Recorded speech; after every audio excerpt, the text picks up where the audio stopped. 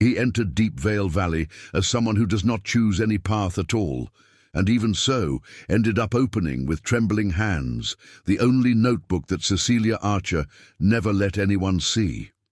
Can you imagine living alone for years, without a human voice nearby, until the day a stranger appears at your door, carrying a pain so heavy it seems to have weight? This happened in the winter of December 1928, in the Blue Ridge Mountains of North Carolina, in a stretch of the range between Marion and Spruce Pine that the map did not care to explain, as if even the paper were afraid of the fog that stayed trapped between the white pines. And before I take you inside that cabin, tell me one very simple thing, so I know where you are following me from. Comment down below which city you are watching from, because I am certain that this story will touch an ancient corner of many people's hearts. That morning, the fog smelled of cold water and damp pine. It seeped through hair, through sleeves, through thoughts, and left everything with a taste of silence in the mouth. Cecilia had already learned to read the valley like someone who reads the palm of their own hand. The constant noise of serene Brook Falls was her clock, marking the hours without needing hands, and the light trickling down the granite walls told her when it was time to go down to fetch water, when it was time to chop wood, when it was time to fall deeper into silence. The cabin sat on a flatter patch of ground, protected by two thick white pine trunks that seemed to have been born there to stand guard. The wooden roof creaked on windy days, and the door had a simple latch she had made herself from a reused piece of iron. Outside, the vegetable garden followed crooked lines of stubbornness, resilient collard greens, beans on thin stakes, an herb bed that Cecilia treated as if they were people, because plants, at least, did not promise anything they could not fulfill. She woke up before the sun truly rose.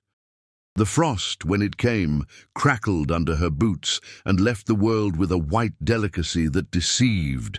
Cecilia would run her hand over the wood of the doorframe and feel the roughness as a good warning, a warning of reality.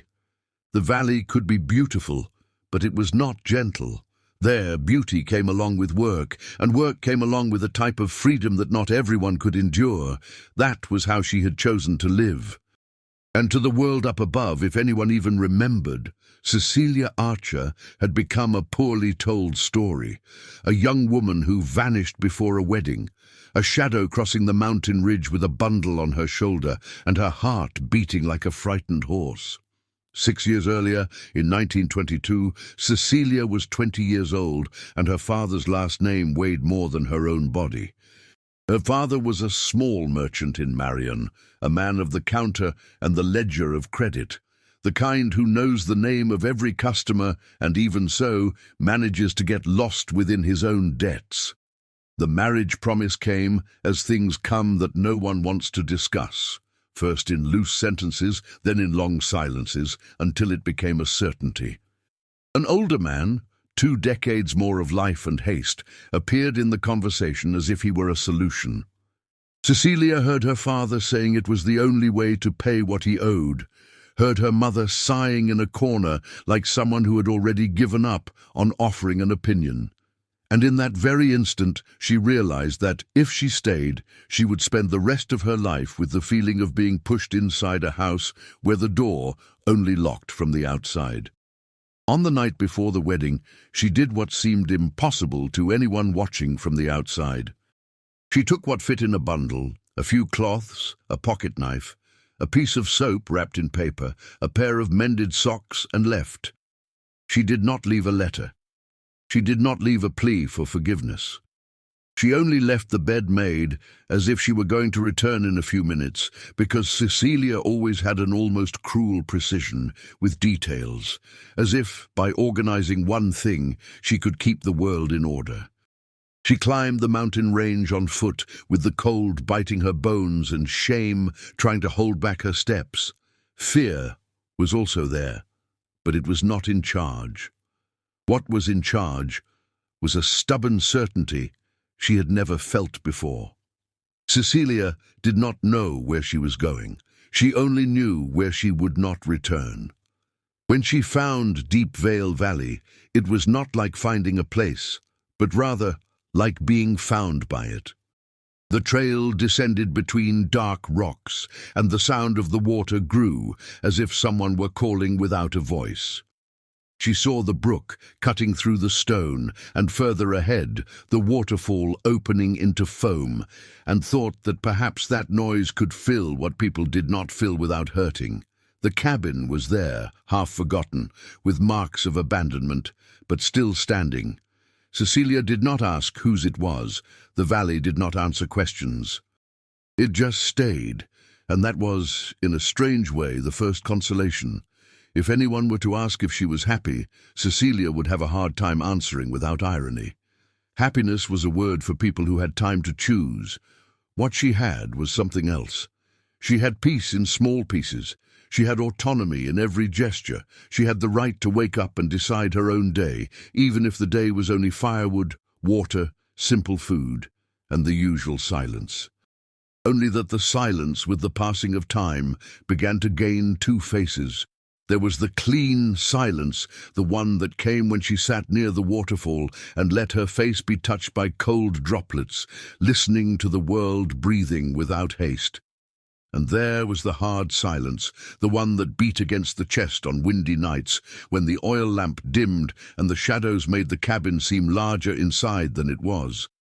Cecilia never admitted the hard silence out loud.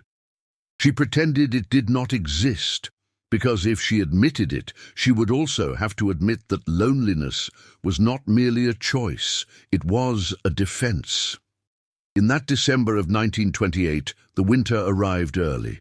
The frost dawned like lace over the rhododendrons, and the wood of the cabin became so cold it seemed to hold the chill by its own will. Cecilia made the fire with care, blowing until the ember caught, and the smell of smoke mixed with burned pine became a sort of home perfume. She ate slowly, because in the valley everything had its own rhythm. The simple porridge, the warm water, the piece of hardened bread from days ago, everything was chewed as if it were a conversation.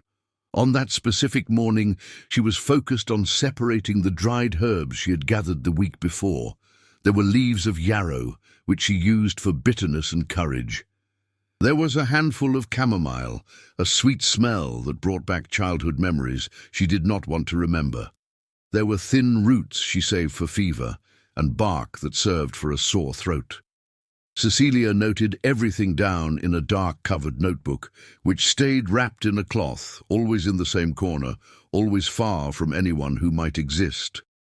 It was a notebook of science and confession, and the difference between one thing and another lay only in the narrow space of the margins. She noted down the name of the plant, the place where she found it, the right way to harvest it, the right way to dry it, and in the margins, sometimes, she wrote sentences that had nothing to do with plants and everything to do with her. Short sentences, somewhat crooked, as if the feeling were a skittish animal and needed to be trapped in a few words so it would not escape.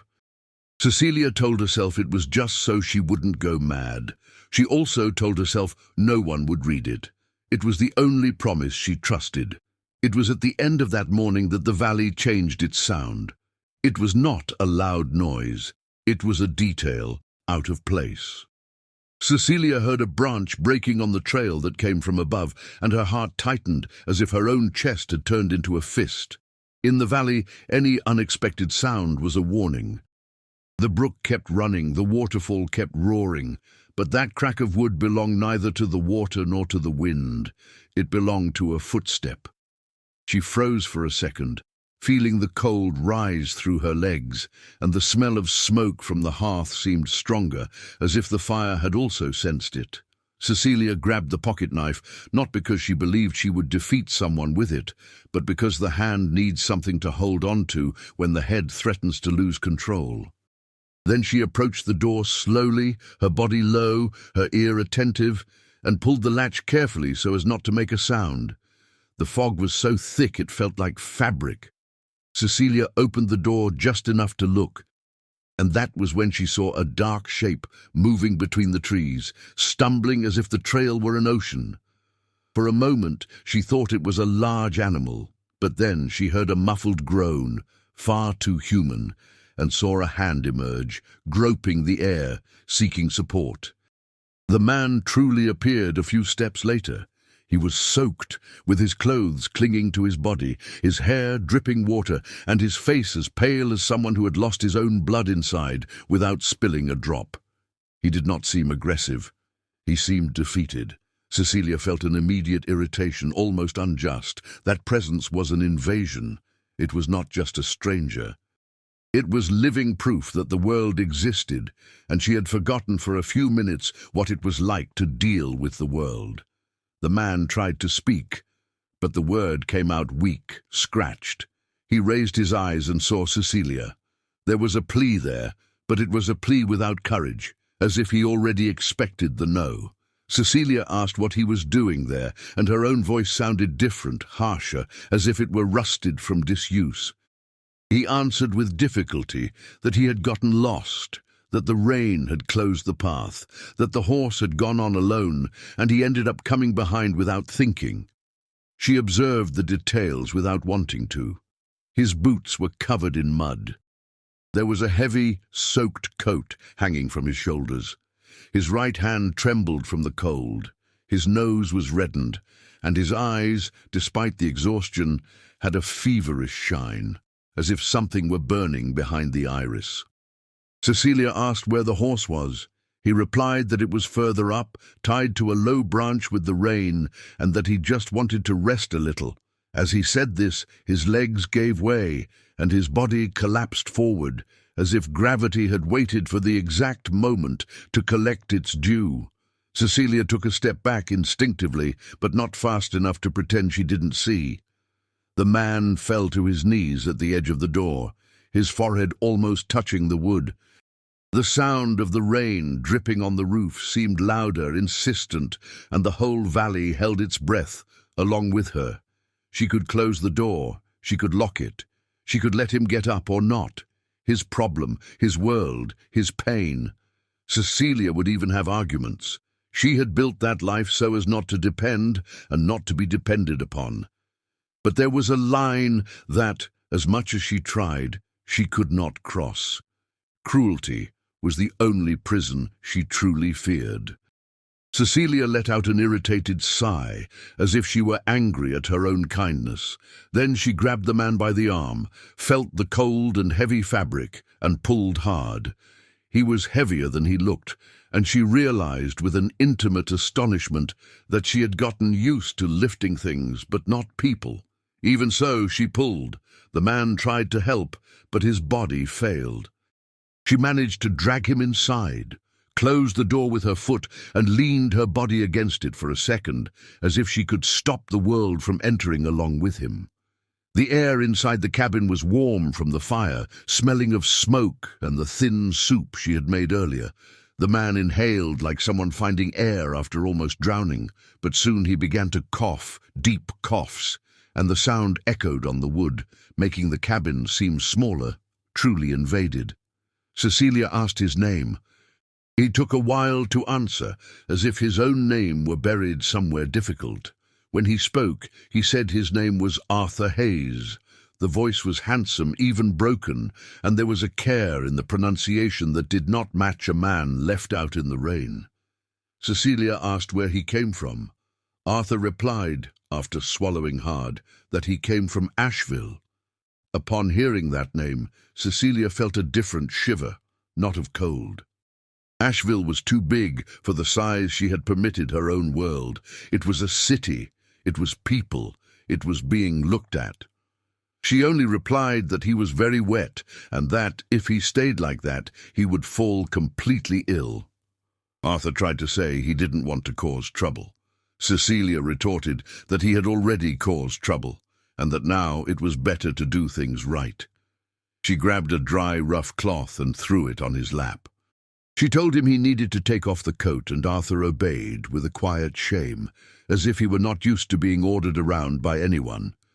When he took it off, Cecilia saw that the shirt underneath was clinging to him, and that he was shaking in a way that was not just the cold, it was a fever beginning. She put water in an iron pot, placed it near the fire, and waited for it to heat up. Meanwhile, she took dried herbs, crushed them with her hands, and let them drop inside, like someone saying a prayer without faith. The bitter smell rose along with the steam and filled the cabin. Arthur closed his eyes for a second, and Cecilia saw his exhaustion as if it were a physical thing hanging from his neck. When the water got hot, she poured it into a mug and handed it to him. Arthur held it with both hands, seeking warmth. Cecilia told him to drink slowly. He drank, made a grimace because of the bitterness, and tried to hide it. Cecilia saw it and for the first time felt a small and absurd urge to laugh. She did not laugh. Instead, she asked if he was injured.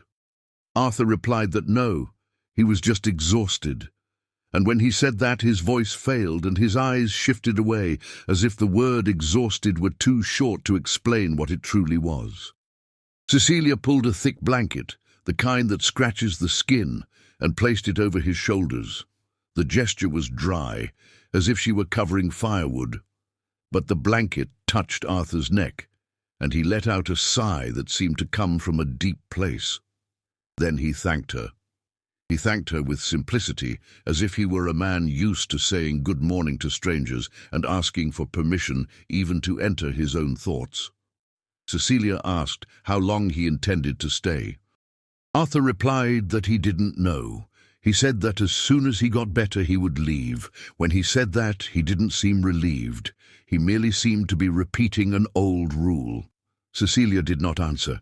She went to the small window and looked at the fog. Outside, the valley was a closed mouth. The way back was invisible. And even if it were visible, there was a feverish man sitting in her chair, breathing heavily, looking at the fire as if he no longer remembered what warmth was. She said he could stay that night, only that night, and that the next day they would see. Arthur nodded. His nod held gratitude and also a polite sadness, as if he knew that everything in the world was temporary. The rest of that day was made of a new silence. Arthur sat near the fire, covered, drinking small sips of the bitter tea. Cecilia continued her chores as if his presence changed nothing, but it did. Every step she took possessed an awareness that did not exist before. She noticed the noise of her own boots on the floor, the sound of the knife cutting a piece of dried meat, the crackle of the burning wood. She even noticed her own smell, a mixture of smoke and herb, as if, suddenly, there were someone to notice. Arthur, from time to time, would cough, and when he coughed, he apologized with a quick glance. Cecilia would say he didn't need to, but she said it with a tone that was not gentle. Gentleness, to her, always carried the risk of becoming an invitation. By the end of the afternoon, the rain lessened. The valley was left with moisture clinging to the leaves, and the waterfall seemed even higher, fuller. The light began to turn bluish, crossing the window in thin strips. Cecilia lit the oil lamp, and the smell of kerosene mixed with the smoke. Arthur looked at the flame as if he were seeing an ancient thing. She placed a simple plate in front of him with warm food and told him to eat. Arthur ate slowly, and Cecilia realized that he was hungry for more than food. He was hungry for routine, for care, for a normalcy that the world had stolen. Later, when night fully fell, Cecilia pointed out the corner where he could sleep. It was a simple mattress, straw and fabric, near the fire, so he wouldn't feel the cold as much. Arthur thanked her again, and Cecilia felt the word thank you like a small stone knocking inside her, because it had been a long time since anyone had thanked her for anything she did. Before lying down, Arthur took a small cloth bundle out of his pocket and placed it on the table. Cecilia saw that inside there were few things: a handkerchief, a short pencil, and a coin that gleamed in the light of the oil lamp when he opened it by accident. He noticed her looking and explained that it was all he had brought. The coin was a silver $half, the small, common kind that passes from hand to hand without anyone giving it importance. Cecilia looked away immediately. It was not the coin. It was the idea that he had come with almost nothing, as if life had been reduced to a handful of objects and a pain that did not fit in a pocket. She put out the oil lamp and stayed in her own corner, lying down, eyes open, listening to Arthur's breathing and the constant roar of the waterfall. The clean silence of the valley was there, but now his heavy silence was mixed in, a silence that seemed to hold a story inside. Cecilia tried not to care. She tried to tell herself that it was only one night, just one night, and then the valley would go back to being hers alone. But in the middle of the night, Arthur began to become delirious. It was nothing frightening. It was just the fever speaking softly, as fever usually speaks. Cecilia woke up to a murmur and sat up in bed, her heart racing without a clear reason. Arthur was turned on his side, his face sweaty, his forehead shining in the dim light of the dying fire. He was murmuring a name. Cecilia listened with effort. It was a woman's name. Marion. He repeated it as if he were asking for an explanation, as if it were a question that had not been answered. Cecilia stood still for a moment, feeling a pang of irritation and, along with it, a pang of something she didn't know how to name. Envy it was not. Curiosity, perhaps, and a compassion she hated feeling because compassion opens doors. She got up, put more wood on the fire, and fetched a damp cloth. She dipped it in the water jug, wrung it out, and placed it on his forehead. Arthur shivered. Cecilia told him to breathe slowly, and the order came out automatically, as if she had cared for people before. Perhaps she had, but in that old life, before the valley. She didn't remember. Arthur opened his eyes for a second. He looked at Cecilia like someone seeing an image inside a dream, and in a low voice asked where he was.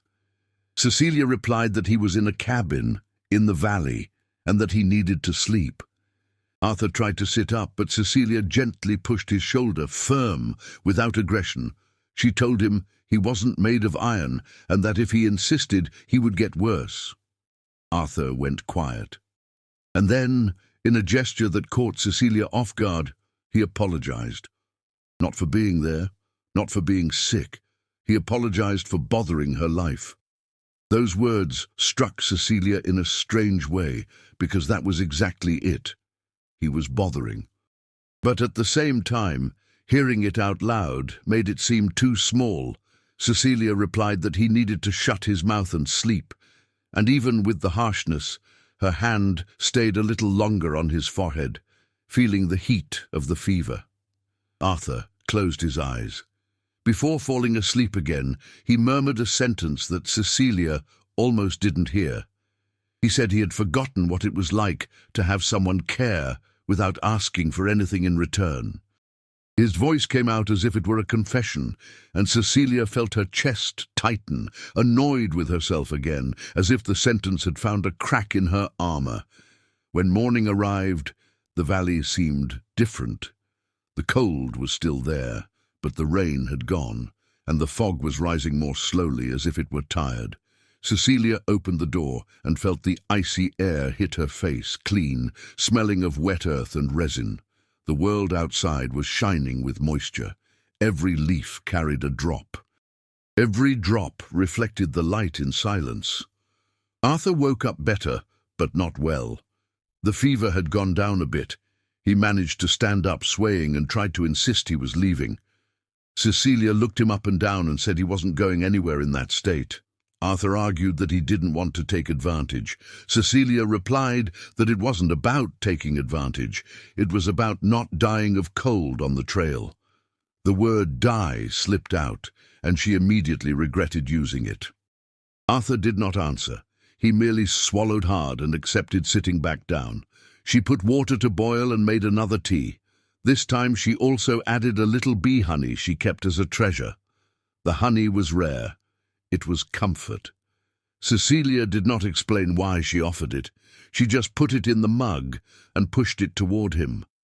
Arthur tasted it, and feeling the sweetness breaking the bitterness, looked at Cecilia with a silent gratitude that was stronger than any word.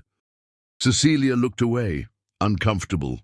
She preferred when people thanked with sentences, because sentences end. Glances remain. After the tea, Arthur said he needed to see the horse. Cecilia replied that she would go with him, not out of worry for the horse, but out of worry he might fall on the path and cause even more trouble. Arthur accepted with a half-smile that appeared quickly and vanished quickly, as if he were ashamed to smile. They went out. The trail climbed between tall trees. The frost from the day before was still in white patches in the shadows. Cecilia walked ahead, firm steps, knowing the ground. Arthur came behind, breathing heavily, but trying to keep up. He did not complain, and that somehow caught Cecilia's attention. Many people complain. Many people turn pain into a spectacle. Arthur seemed to carry his own pain like someone carrying a heavy book without opening it for anyone. They found the horse tied up, as he had said, a tired animal, but whole. Cecilia released the rein and stroked the beast's neck with a quick gesture. The horse snorted, releasing steam from its mouth, and Cecilia felt the animal's heat coming through her thin glove. Arthur thanked her, and Cecilia only replied that it was his obligation to take care of what was his. Arthur agreed. Then, as if seeking a subject that didn't hurt, he asked how she knew how to navigate the trail so well. Cecilia replied that when you live in a place, the place becomes part of your body. And upon saying this, she realized she had said more than she wanted to. Arthur looked at the trees, at the rocks, at the valley down below, and said he had never seen such a hidden place. Cecilia explained that that was the point. Arthur nodded slowly, as if he understood hiding places. He didn't ask any more questions, and this absence of invasive curiosity was an unexpected relief. When they returned to the cabin, the sun had already risen a little, and the fog was beginning to dissolve among the pines. Cecilia set Arthur to rest and went to tend the garden. Her hands returned to the work with an almost aggressive pleasure. Soil between her fingers, cold leaves, the smell of simple life. She needed these things to remember who she was. In the middle of the afternoon, Cecilia decided to climb the slope a little to gather a specific herb she used when a fever persisted. It was a plant that grew near a large rock where water trickled in thin streams. She grabbed her little basket, put a cloth over her shoulder, and let Arthur know she was going out. He tried to stand up, saying he would go along, but Cecilia replied that he could barely stand on his feet and that he wasn't going to get in her way. Arthur opened his mouth to argue, and seeing her look, gave up. Cecilia went out along the smaller trail, feeling the icy air enter her nose and burn inside. The slope smelled of moss and wet stone. The valley, seen from above, was a deep cutout of dark green and grey. She crouched near the rock, gathered the herb carefully, without pulling the root, and kept it in the little basket. The work was methodical. Her mind was too. Up there, far from the cabin for a few minutes, Cecilia breathed as if she were alone again. But the truth was that, even in the silence of the slope, she felt Arthur's presence like a distant noise. Not a bad noise, a strange noise, as if suddenly there were a point of attention inside her that was not made only of survival. She returned with the basket and saw smoke coming out of the makeshift chimney. Arthur had put wood on the fire. Cecilia felt an immediate discomfort. The cabin was hers, the fire was hers, the things were hers, and at the same time a part of her recognized the usefulness of that gesture. He was trying not to be a burden. When she entered, she smelled the scent of new wood burning and saw Arthur standing, leaning on the table, cutting a piece of pine to fix a bench leg that was wobbly. His knife was small, but his movement had care, the precision of someone who has spent time with his hands occupied so as not to leave his head too occupied. Cecilia asked what he thought he was doing. Arthur replied that he had heard the bench creak, and that, since he was there, he could at least leave something better than he found it.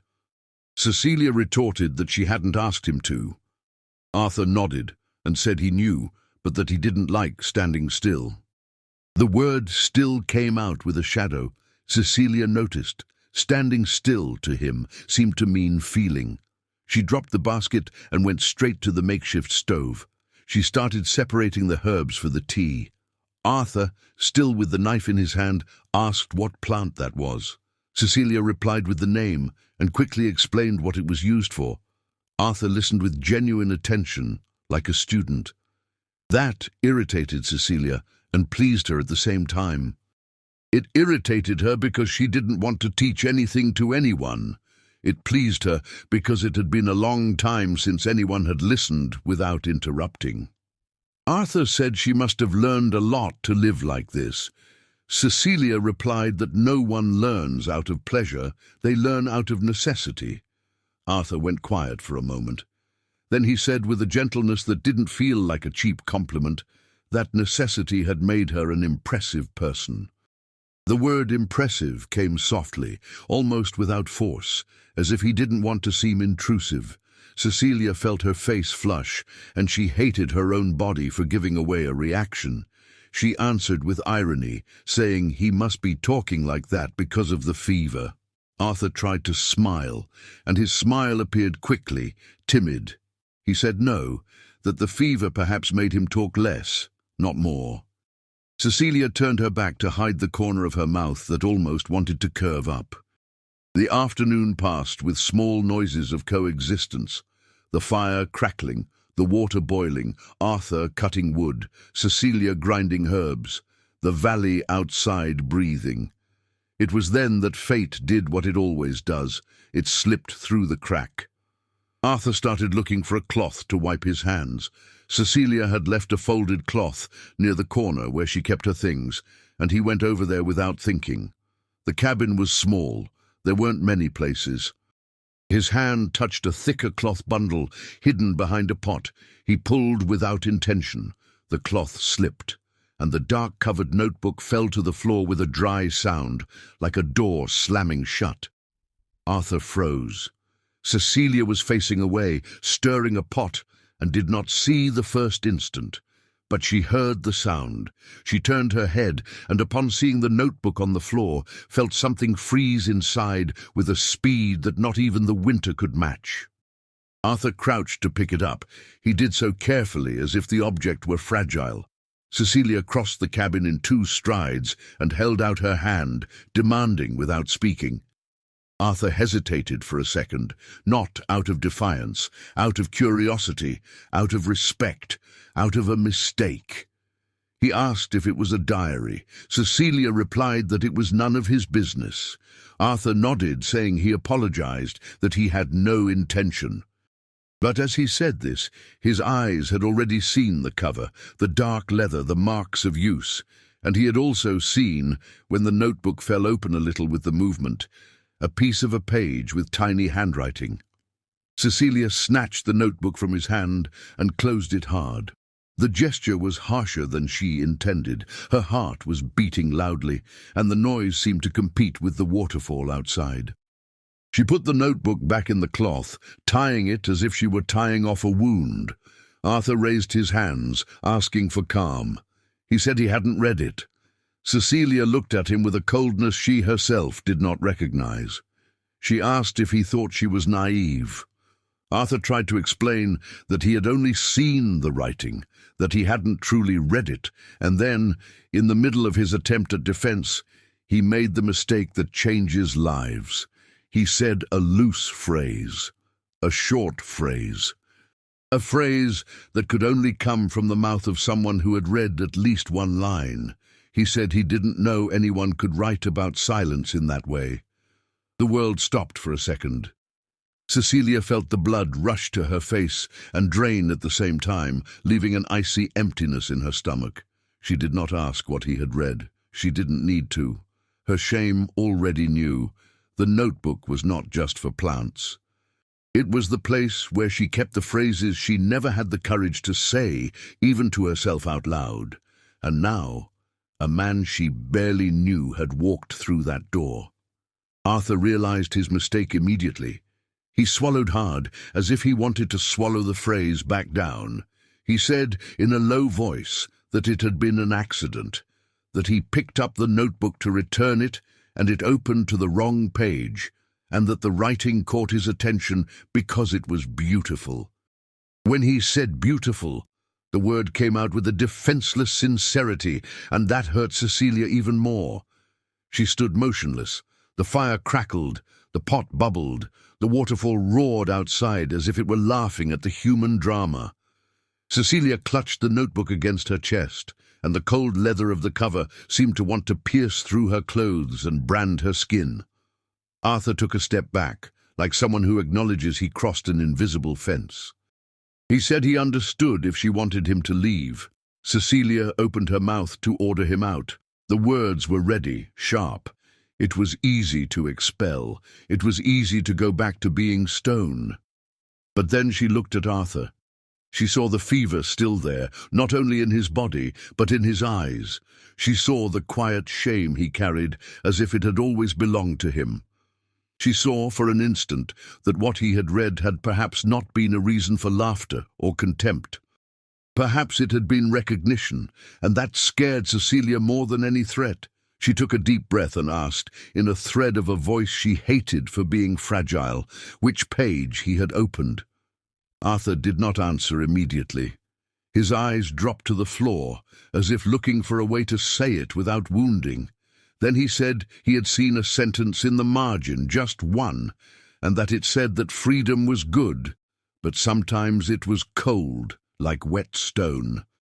Cecilia felt the blow, because that was exactly it. It was a sentence she had written on a frosty day, sitting alone, with the warm mug between her hands, trying to convince herself that she needed nothing else. And now that sentence, which was a secret, was alive in a man's mouth. The silence that followed was different from all the silences of the valley. It was not clean. It was not heavy. It was exposed. Arthur then did something unexpected. He did not try to justify himself any more. He did not try to step closer. He simply said, with a plain honesty, that he regretted having read it, but that he did not regret knowing that she felt. Because from the way she lived, he had imagined she was made only of hardness, and realizing there was warmth hidden in the margins made him look at her as a person, not as a legend. Cecilia clutched the notebook tighter. She felt the edge of the leather mark her palm. She wanted to reply with irony. She wanted to attack. She wanted to do what she always did when someone got too close. But for some reason, the words would not come out. Outside, the fog began to lower again, slowly, swallowing the valley as if it wanted to protect that moment from the rest of the world. And Cecilia there, with the notebook against her chest, and a feverish man in front of her, realized that loneliness, which had always been the safest place she knew, had just gained a crack. And for the first time in years, she didn't know whether she wanted to seal that crack or let it grow. Cecilia did not scream. She did not faint. She did not make a scene. What she did was worse for the one standing before her, because her silence was a door slamming without making a sound. Arthur stood still, his hands open in the air for an instant, as if showing he had no weapon other than his own clumsiness. He repeated that it had been an accident, that only one sentence had jumped out at him, and that he didn't want to invade anything. Cecilia heard everything without changing her expression, but inside she felt as if someone had lit an oil lamp in the most hidden corner of her chest, right where she wouldn't even let herself look. She took a deep breath. The air smelled of smoke and hot herbs. The fire crackled as if mocking it all. Cecilia clutched the notebook against her chest and, for a second, almost hated her own body for having a heart still capable of beating faster. Arthur, in a low voice, said he could leave. He said it like someone offering a way out to the other, not to himself. But as he finished the sentence, he coughed, and the cough came out dry, pulling at his chest, a reminder that he was not whole. Cecilia watched that cough with an ownerless anger. It was anger at him for showing up, anger at herself for opening the door, anger at the valley for letting that footstep enter. She ordered Arthur to sit. It was not a request, it was a command. Arthur obeyed.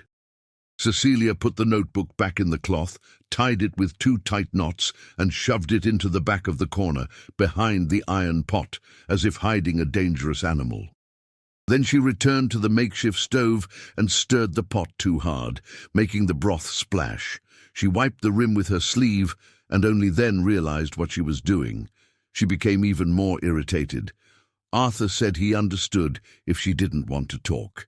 Cecilia replied that she had nothing to talk about, and hearing her own sentence, she felt the irony of it herself, because what existed most inside her was saved-up conversation. He swallowed hard, as if trying to choose a word that wouldn't knock down the rest. He asked carefully if that notebook was just about plants.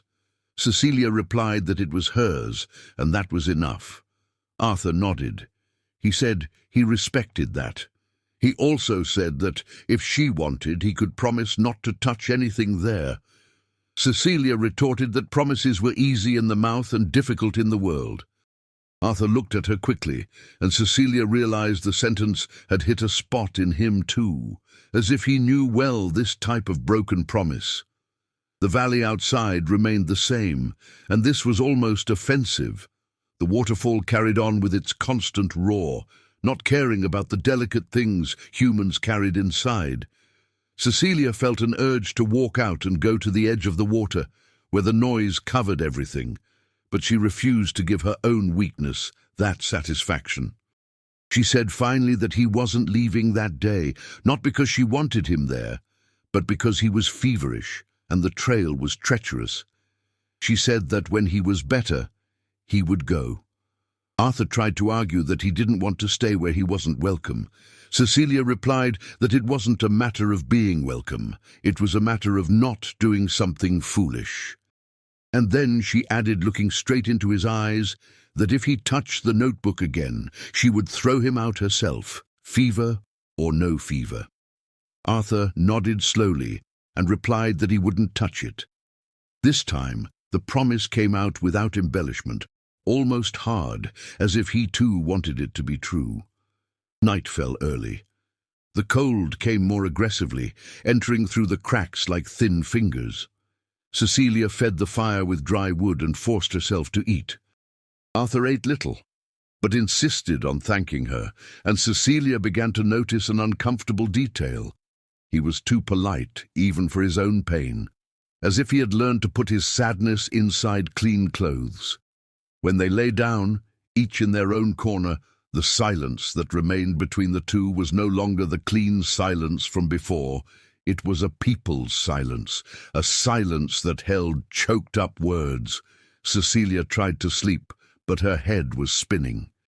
The sentence Arthur had read remained alive, as if he had torn a page from her and hung it in the air. Freedom cold like wet stone. She had never said that to anyone. And now, a man, with a fever and tired eyes, had handed the sentence back to her like a mirror. In the middle of the night, Cecilia heard Arthur shift and moan softly. She lay motionless for a moment, pretending she hadn't heard. Then she held her breath, irritated, and got up. The fire was low. She put wood on, and the heat returned slowly. Arthur was sweating. The fever had risen again. Cecilia wet the cloth, put it on his forehead, and ordered him to drink water. He obeyed with a docility that irritated her more than resistance. At some point, his hand lightly touched her wrist without force, merely brushing against it, and Cecilia felt a small, almost ridiculous shock, as if skin were a dangerous thing. Arthur apologized again in a broken voice. He said he didn't want to be a burden. Cecilia replied that burdens were things she knew how to carry, and when she said it, she regretted it, because it was almost a caress. She stayed there until the fever went down a bit. When she returned to bed, she noticed she was shaking, but it wasn't from the cold. It was from nerves. It was from anger. It was from fear of herself. The following morning dawned with a clear sky and a biting cold. The frost had returned, tracing frost glitter on the ferns and leaving the leaves hard as if they were made of glass. Cecilia opened the door and felt the icy air enter, clearing the smell of smoke from inside the cabin. Arthur woke up a little better. He could already walk without dragging his feet so much. Cecilia ordered him to eat, and he ate. She ordered him to drink the tea, and he drank it. Their coexistence began to gain a sort of routine, and that was what frightened Cecilia most. Routine is a thing that enters without asking permission, and by the time you notice, you are taking part in it. In the days that followed, Arthur began to help more. Not out of insistence, out of his own necessity. He chopped firewood, but with care, without overdoing it. He fixed small things, adjusted the latch, reinforced the door with a sturdier piece of wood. Cecilia pretended she didn't see, but she saw, and as much as his presence was an intrusion, there was a strange feeling of relief in not doing everything alone. In exchange, Cecilia taught without meaning to. She said the names of the herbs almost by reflex. She explained the right way to dry leaves without losing their scent. She showed where the trail was safest. Arthur listened attentively and asked questions without rushing, as if every answer were something he stored away so he wouldn't fall back inside himself again. One afternoon, while Cecilia was washing a cloth in the brook, Arthur appeared with empty hands and a distant look. He stood still for a bit, watching the water run. Cecilia didn't like the way he was looking. It was a farewell look. She asked if he was thinking of leaving. Arthur replied not yet. He said he didn't want to go while he was weak, and then, as if the truth escaped before he could hold it back, he added that it wasn't just that. Cecilia felt her stomach tighten. She asked what it was then. Arthur took his time. Then he said that, when he stopped, he remembered. Cecilia stood with her hand inside the cold water, feeling her fingers burn. She asked what he remembered. Arthur answered Asheville, the school, the noise of the students, the smell of chalk. The way life seemed to have a marked path, and how, suddenly, that path had vanished. He said Marian's name without looking at Cecilia, as if the name were a rock he didn't want to throw at anyone. Cecilia asked, with rehearsed coldness, who Marian was. Arthur replied that she was his fiancée. He said they had been engaged for 3 years, that he had planned the house, the simple ceremony, his entire life with the same woman. And that, 2 months before the wedding, she left with a peddler who passed through town. The word peddler hung in the air like an insult no one had spoken. Arthur did not curse Marian. He did not curse the man. He spoke with a sad calm, and it was that calm that gave it weight. Cecilia realized that his pain wasn't anger, it was shame, a quiet shame, the kind that makes people doubt their own worth. Cecilia kept looking at the water. The brook ran without caring, and this was unfair. Arthur said that after that, the city felt small, that he felt pity in people's eyes, and pity was worse than laughter. So he left, on horseback, without a destination, just so he wouldn't be watched. Cecilia, who had lived years without telling anything about herself to anyone, found herself in a strange situation. A man was laying bare his own rock bottom right there at the edge of the brook, as if the noise of the water were an invisible priest. And she, without meaning to, was listening. She only replied that people leave. She said it as if it were a law, not an opinion. Arthur looked at her and asked if she was talking about Marian or herself. Cecilia got irritated. She said she owed nothing to anyone. Arthur did not press. He only nodded, as if he understood too much. And then he said in a tone so low it almost blended with the sound of the waterfall, that sometimes people run, not because they don't want to love, but because they are afraid of becoming items of trade. Cecilia felt the blow, as if he had placed his finger exactly on the spot where it hurt. She did not answer. She grabbed the cloth she was washing, wrung it out forcefully, and the water dripped as if it were rage. Then she stood up and walked up to the cabin, leaving Arthur at the edge of the brook alone with his own courage. That night, Cecilia was more closed off. She spoke little. Arthur too. But when he coughed lightly, Cecilia went to his corner without thinking and put more wood on the fire.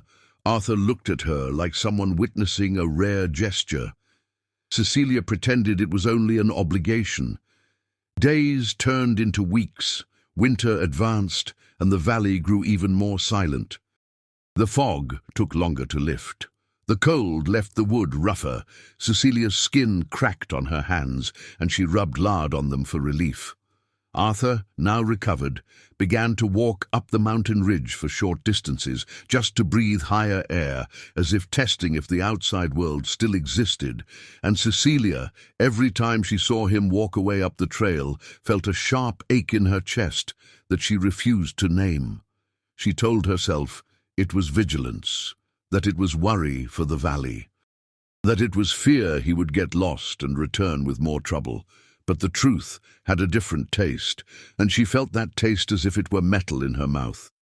One morning, Cecilia woke up to a familiar sound. A sound that was neither the brook nor the wind. It was the light clinking of a harness and the firm step of an animal accustomed to the road.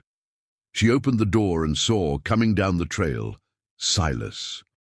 Silas was a supply drover of many years, the kind who seemed made of leather and patience. He had graying hair, a well-trimmed moustache, and a calm look that saw more than it said. He came down to the valley once a month, bringing salt, kerosene, flour, a piece of fabric when Cecilia asked, and news she pretended not to want. Seeing Silas, Cecilia felt a relief that almost felt like betrayal.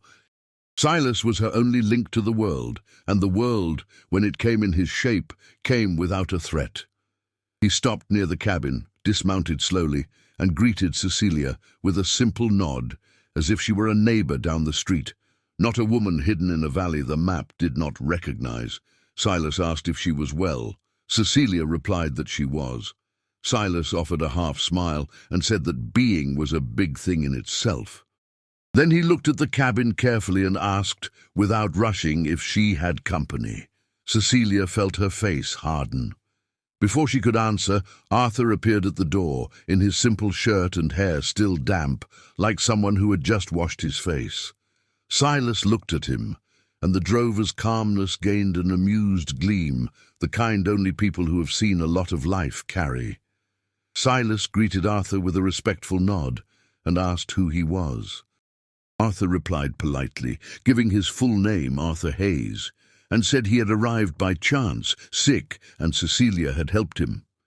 Silas looked at Cecilia and commented with light humor that the valley was softening her. Cecilia replied that the valley softened no one. Silas chuckled softly and said that then it must have been the cold. Arthur, hearing the exchange, let out a small smile. Cecilia saw the smile and felt an irritation that didn't match anything. Silas unloaded the supplies calmly. He took out a sack of flour, a bundle of salt, a piece of tobacco for himself, and a bottle of kerosene. Cecilia handed over a few coins and made the exchange without much talk. Silas, however, was the type who converses even when the other person doesn't want to, because he understands that conversation is sometimes what saves a mind.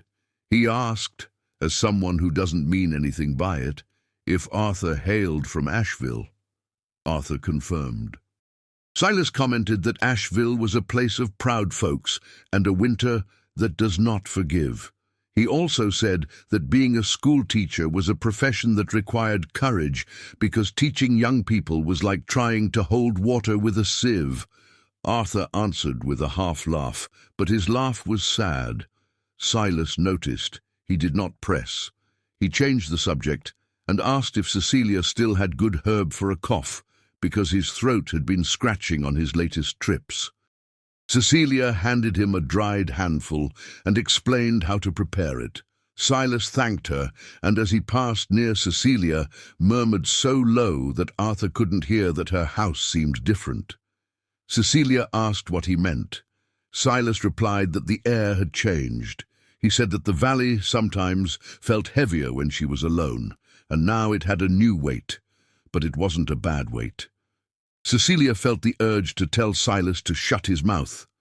But with Silas, she could never be as harsh as she wanted. When Silas finished arranging the things, he pulled a letter from his pocket.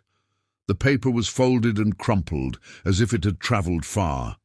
Silas did not hand it over immediately. He looked at Arthur first. Silas asked if Arthur had family looking for him. Arthur turned serious instantly. He said he had a brother. Silas nodded and held out the letter. He said he had met a man on the road a few days ago, asking about a schoolteacher who vanished from Asheville. Silas described the man as someone with a worried look and a firm voice. He said his name was Simon Hayes. Hearing the name, Arthur went pale in a way different from the fever. He took the letter with slightly trembling hands. Cecilia watched it all without moving. The name Simon, to her, meant nothing, but Arthur's reaction meant too much. Arthur opened the letter slowly. He read it in silence. His eyes ran over the lines, and with every sentence his body seemed to grow more rigid, as if the paper were putting back on him clothes he had taken off in order to breathe. Cecilia tried not to look, but the act of pretending was useless. She was looking on the inside. Silas, noticing the tension, cleared his throat and said the world was small. He said that when someone goes missing, someone goes looking. And that sometimes the search isn't to imprison, it's to save. Arthur folded the letter carefully and put it in his pocket. Cecilia asked in a drier tone than she intended if he was leaving. Arthur looked at her, and for a second his look seemed split in two.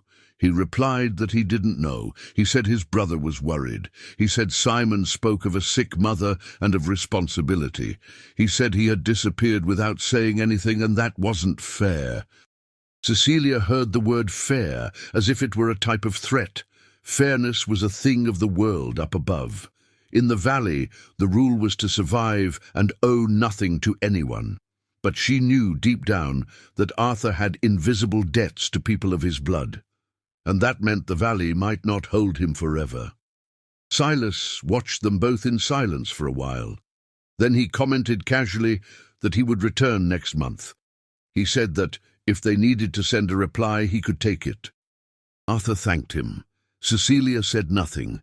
When Silas left, the valley grew quieter than before. The letter inside Arthur's pocket seemed to make a noise. Cecilia tried to return to her chores, but her hand trembled when she picked up the knife. She cut a piece of hard bread and noticed she was cutting it crookedly. Arthur sat near the fire, looking at the flame as if the flame could explain something. Cecilia, without controlling herself, asked what the letter said. Arthur replied that Simon had been searching for him for weeks. He said that in Asheville the story had already become gossip, that their mother was weak and asking for her son. He said Simon was begging him to return, or at least send word. Cecilia felt a pang of guilt for an absurd reason, as if she had stolen someone, but soon the guilt turned into anger, because she knew what came next. People always have someone calling them. Her loneliness had no one calling, and perhaps that was why it was so safe. Arthur said he needed to think. Cecilia replied that thinking didn't change the world, but said no more. He stood up, grabbed his coat, and went out to the edge of the waterfall. Cecilia was left alone inside the cabin and, without meaning to, looked at the corner where the notebook was hidden. The notebook felt heavy, even tied up. It was as if everything there suddenly carried a risk. The risk of being read, the risk of being left. If you are enjoying this story and want me to continue bringing tales like this, leave a like and subscribe, because it helps the channel immensely to reach more people who enjoy emotion and love that is born slowly. When Cecilia went out minutes later, Arthur was near the water, watching the fog rise like smoke going backwards. Cecilia stayed at a safe distance. She didn't want him to see the desperation hidden behind her posture. Arthur, without turning, said the noise of the waterfall made him think. Cecilia asked about what. Arthur replied that it made him think that, even when people try to stop the world continues. Cecilia retorted that this was why she liked the valley. Here the world continued, but it didn't demand anything. Arthur turned his face and said with an honesty that cut, that the world always demands, even when we run. He said he had run away, and yet the letter had found him.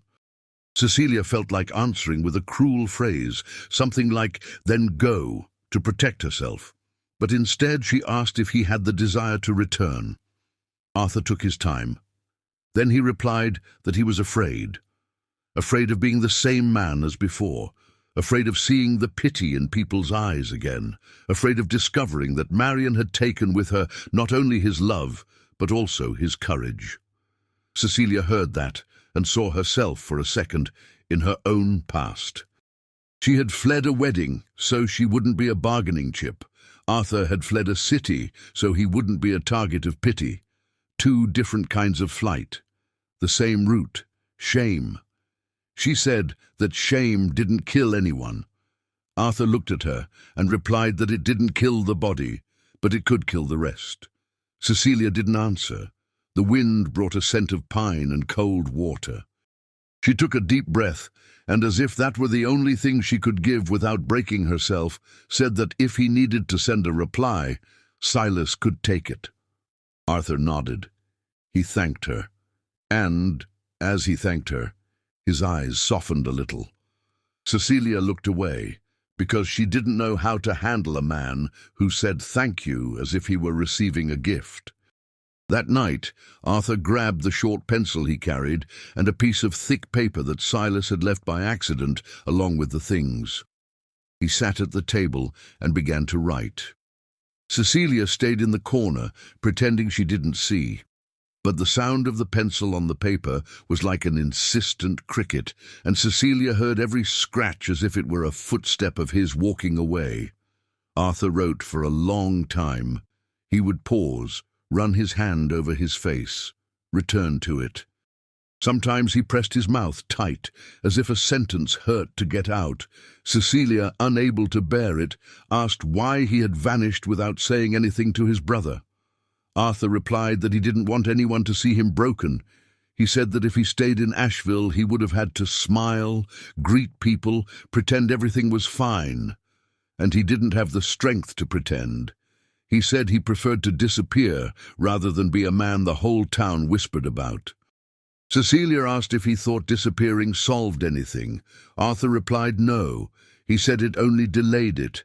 He said he had found the valley like someone finding a pause, and that for the first time in a long while he could breathe without feeling he was being watched. Cecilia felt his words as a compliment to the valley, and, by extension, as a compliment to her, because she was part of that valley now. That bothered her. She replied that breathing wasn't living. Arthur looked at her and said that, for someone who was suffocating, breathing was the beginning of everything. Cecilia went quiet. He finished the letter and folded it. He didn't ask Cecilia to read it. He didn't offer. He just put it away. And this respect of not shoving his intimacy back at her began to open a small crack in Cecilia's hardness. A crack she hurried to pretend did not exist. In the following days, the valley experienced a sort of suspension, as if time were waiting for Arthur's decision to resume its strong pace. Cecilia noticed she was more attentive to details that previously didn't matter. She noticed the way Arthur breathed when he climbed the trail. She noticed the way he scratched his chin when he thought. She noticed the way he looked at the vegetable garden, as if that simple green were a promise. One afternoon, Cecilia was trying to tie up a bundle of firewood, and the rough rope slipped. The fiber scratched her hand. It wasn't a big deal, but it stung, and Cecilia let out a curse word that wasn't foul, but it was abrupt. Arthur appeared right away and asked what happened. Cecilia replied that it was nothing. Arthur, without pressing too much, took a clean cloth, moistened it with warm water and asked her to show her palm. Cecilia didn't want to. But her hand was stinging and, more than that, there was a part of her that wanted to see what it was like to be cared for, without owing anything. She held out her hand. Arthur cleaned it carefully. His touch was light, respectful, as if he knew that any force would make her flee. Cecilia felt the warmth of his hand pass through her skin and travel up her arm. The world grew small for a second. The smell of the cabin, smoke and wood, became more present. The sound of the waterfall seemed further away. Arthur said the rope was treacherous. Cecilia replied, trying to bring the world back to its place, that the valley was treacherous. Arthur looked at her and said, with a half-smile, that perhaps she was too. Cecilia furrowed her brow. She asked what he meant. Arthur replied that she had a courage that looked like hardness and a kindness that looked like anger, and that this confused anyone. Cecilia felt her face flush, and the heat was like an affront. She pulled her hand back and said he talked too much for someone who claimed to like silence. Arthur chuckled softly. He said he liked silence, but that near her, silence had a way of turning into words. The phrase lingered in the air like an indirect flirtation, the kind that asks for no reply. Cecilia did not answer. She grabbed the firewood and walked out, more irritated than before, and inside more alive than she cared to admit. At the end of that week, the snow did not come, but the cold grew harsher. The wind blew down the throat of the valley and made the trees sing a long sound, as if the pines were moaning. Cecilia sealed the cracks in the door with cloth and mud. Arthur helped, and the shared work left the cabin smelling of wet earth, which, somehow, felt like coziness.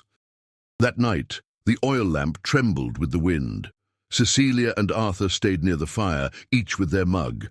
Cecilia drank a warm broth and stared at the flame as if hypnotized. Arthur stirred the liquid slowly, as if thinking of things he didn't want to say. Cecilia, not knowing why, asked if he missed teaching. Arthur replied yes. He said he missed seeing people learn. He said that at school he had a feeling of usefulness, as if his life served a purpose beyond himself. Then he laughed at himself and said it was strange to talk about usefulness in the middle of nowhere, in a wooden cabin. Cecilia replied that in the valley everything had a use, even silence. Arthur asked what the use of her silence was. Cecilia answered that her silence was armor. She said it without thinking, and when she realized what she had said, she went rigid. Arthur made no fuss over the confession. He didn't smile. He didn't comment. He only nodded and replied that he understood. He said his silence had also been armor, only it was an armor he had put on too late. Cecilia looked at him, and for the first time asked what he had felt when Marion left. Arthur took his time to answer. Then he said that at first he felt anger, but the anger passed quickly. The doubt remained. The doubt of whether he had been inadequate. The doubt of whether he was the kind of man a woman abandons without looking back. And then came the shame, because he found himself seeing himself through the town's eyes. Cecilia listened and felt a kind of quiet respect. Arthur wasn't telling a story to sound like a victim. He was telling it to try to understand himself. She replied that when she fled Marion, she also felt shame, not for fleeing, but because she knew she would become gossip, she would become judgment, she would become a cheap legend. She said she preferred to be a shadow in the valley than to be a face in a city. Arthur looked at Cecilia as if that sentence had opened a window. He asked calmly if she had been forced to marry. Cecilia hesitated. Then she replied that she had been promised. She said her father owed, and the marriage was payment. She said it with a trained coldness, as if speaking about someone else. Arthur closed his hand around the mug. Not in anger, in impotence. He said in a low voice that no one should pay a man's debt with their own body. Cecilia replied that the world did not care about what was fair. Arthur answered that he cared. That phrase was like a blanket thrown over a cold place. Cecilia felt an urge to pull back because a blanket gives warmth and warmth is addictive, but she also felt a dangerous relief, the relief of hearing someone affirm with simplicity that what happened to her was wrong. Cecilia got up and went to stir the pot just to escape his gaze. Arthur did not follow her. He stayed quiet, and his quietness, without demands, was another gesture of respect. The next morning, when the wind died down, Arthur said he would walk up a stretch of the trail to leave a mark for Silas to find it easier when he returned. He said he wanted to ease the path, not because he planned to stay, but because it was a habit of his, to improve whatever he touched. Cecilia replied that he didn't need to. Arthur said he wanted to, and he went out. Cecilia was left alone for a few hours, and realized something that scared her. The valley, without Arthur, felt emptier than before. It wasn't exactly longing. It was as if she had forgotten in a few days what it was like to be completely without anyone. When Arthur returned, he brought a bundle of dry branches and a flat rock he had found near a section of the trail. He said that rock could serve as a step in a place where the mud was slippery. Cecilia looked at the rock and asked why he insisted on fixing a path that wasn't his. Arthur replied that in school he taught because he believed someone someday would use it. In the valley he helped for the same reason. He said it was good to feel useful. And then, as if honesty had slipped out without him realizing it, he added that it was good to do something that Cecilia would accept without thinking it was a debt. Cecilia kept looking at him. The weak sun hit his face and traced the dark circles the fever had left. He seemed more alive than when he arrived, but he still carried a shadow. Cecilia asked suddenly if he wanted to read something. Arthur furrowed his brow, confused. Cecilia explained that she didn't have books, but that he, as a teacher, must miss them. Arthur smiled, grateful, and said he did miss them, yes. Cecilia did something that surprised even herself. She grabbed a piece of paper, a piece of charcoal from the stove, and began to write, slowly, the names of the plants she had in the valley with a short description alongside. Arthur looked at that as if it were an expensive gift. He asked if she was doing it for him. Cecilia replied that she was doing it for herself because if he learned, he would stop asking all the time. Arthur chuckled softly and said he accepted the excuse. They spent the afternoon like that. Cecilia writing names, Arthur repeating them in a low voice, trying to pronounce them the right way. Sometimes he mispronounced on purpose, just to see if she would correct him with that irritation that hid a gleam. Cecilia, without realizing it, began to look forward to these mistakes. It was like a clean game, a flirtation so light it didn't even need pretty words. When the sun lowered, Arthur grabbed the paper and said, "That was a lesson." Cecilia replied that it was just a list. Arthur said that a list, when it comes from someone who knows the earth, is more valuable than a book. Cecilia felt like answering with sarcasm, but the truth was, she liked it. She liked being seen as someone who knew, not just as someone who endured. It was that night that the subject of the notebook returned without Cecilia wanting it. Arthur was putting away the paper with the plant names and, carefully, asked if she wanted him to forget the sentence he had read. Cecilia replied that she did. Arthur nodded. But then he said, with a gentleness that hurt, that forgetting might not be possible. He said he could promise not to repeat it, not to invade, not to touch. But to forget, he didn't know how to do, because the phrase had lodged inside him like a portrait of someone he hadn't imagined finding in the world. Cecilia stood still. The oil lamp cast a shadow on his face, and the shadow made him look more serious. Cecilia asked why that mattered to him. Arthur answered that it mattered because he thought he was alone in his own shame. And reading that phrase, even by accident, he felt that there was someone who knew what freedom tasting like cold was. Cecilia swallowed hard. She felt her chest tighten as if the air had changed. She wanted to tell him to stop. She wanted to say he was romanticizing something that wasn't beautiful. But on the other hand, she realized he wasn't turning it into poetry to gain something. He was merely recognizing it. She said then, with her voice lower than ever, that the notebook was the only thing she had that was solely hers, that the rest of the valley, the rest of life, could always be taken. The food would run out, the wood would get wet, the cabin could collapse, the trail could vanish, but the notebook was hers. It was where she kept what she didn't have the courage to say. Arthur listened without blinking, and he replied that he understood. He said that in the city he had the school, in the valley he had found a place where he could exist without performing, and that Cecilia had found that before him. He said he didn't want to steal anything from her. He just wanted to stay a while without being punished for his own sadness. Cecilia felt a strange thing. It was as if, for the first time in years, someone had asked permission to exist near her. He didn't ask for love. He didn't ask for a promise. He asked only for a time to breathe. She replied that he could stay until Silas returned and took the letter. And after that, he would do what he had to do. Arthur nodded. He thanked her. And for the first time, his gratitude didn't irritate Cecilia as much.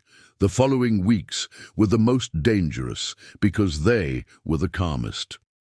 Nothing big happened, and precisely because of that, everything happened inside. Arthur began waking up early like Cecilia. He went out to fetch water, returned with his face red from the cold, and without asking placed more wood next to the fire. Cecilia, in turn, began separating portions of food, thinking for two, without realizing it.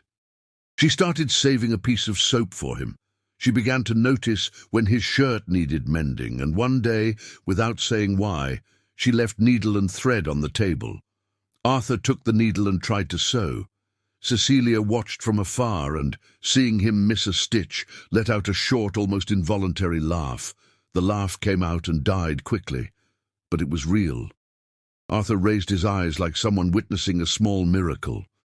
Cecilia hardened her face instantly, embarrassed, and said he was clumsy. Arthur replied that he was, but he was learning. And then he added with a light smile that Cecilia was also learning, only she pretended she wasn't. Cecilia told him to shut up. Arthur chuckled softly, and that laugh, simple as it was, warmed the cabin more than the fire. When Silas returned at the end of the month, he brought wind and the smell of the road. He walked down the trail whistling softly, as if the valley were his home too. Cecilia opened the door and feigned indifference.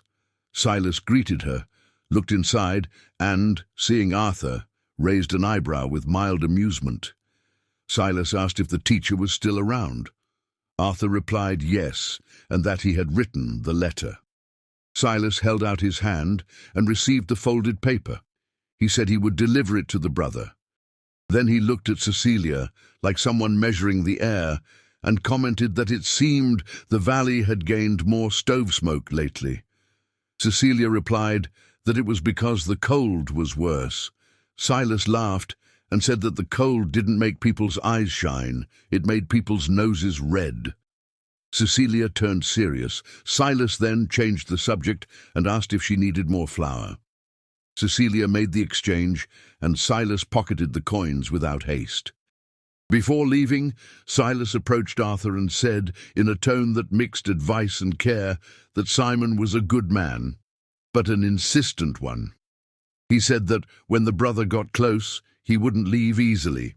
Arthur asked if Silas thought Simon would come in person. Silas replied that if the mother was weak and the brother missing, a family man doesn't rest.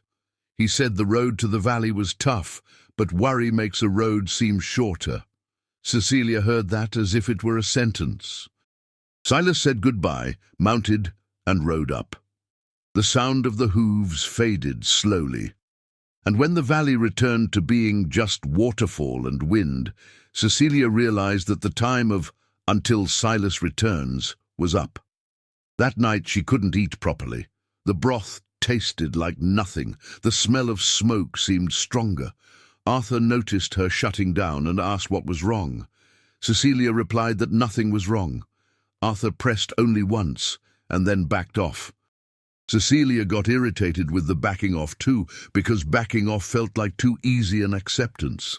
Later, when they went to sleep, Cecilia heard Arthur shift, but he didn't say anything. The silence of the cabin that night was like a fragile bridge. Any wrong word would break it. The next morning, Arthur woke up early and went out to the edge of the waterfall. Cecilia followed later, like someone going by chance. She found him sitting on a flat rock, watching the water fall with force.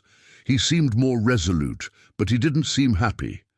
Cecilia stood behind him and asked directly if he was leaving when his brother arrived.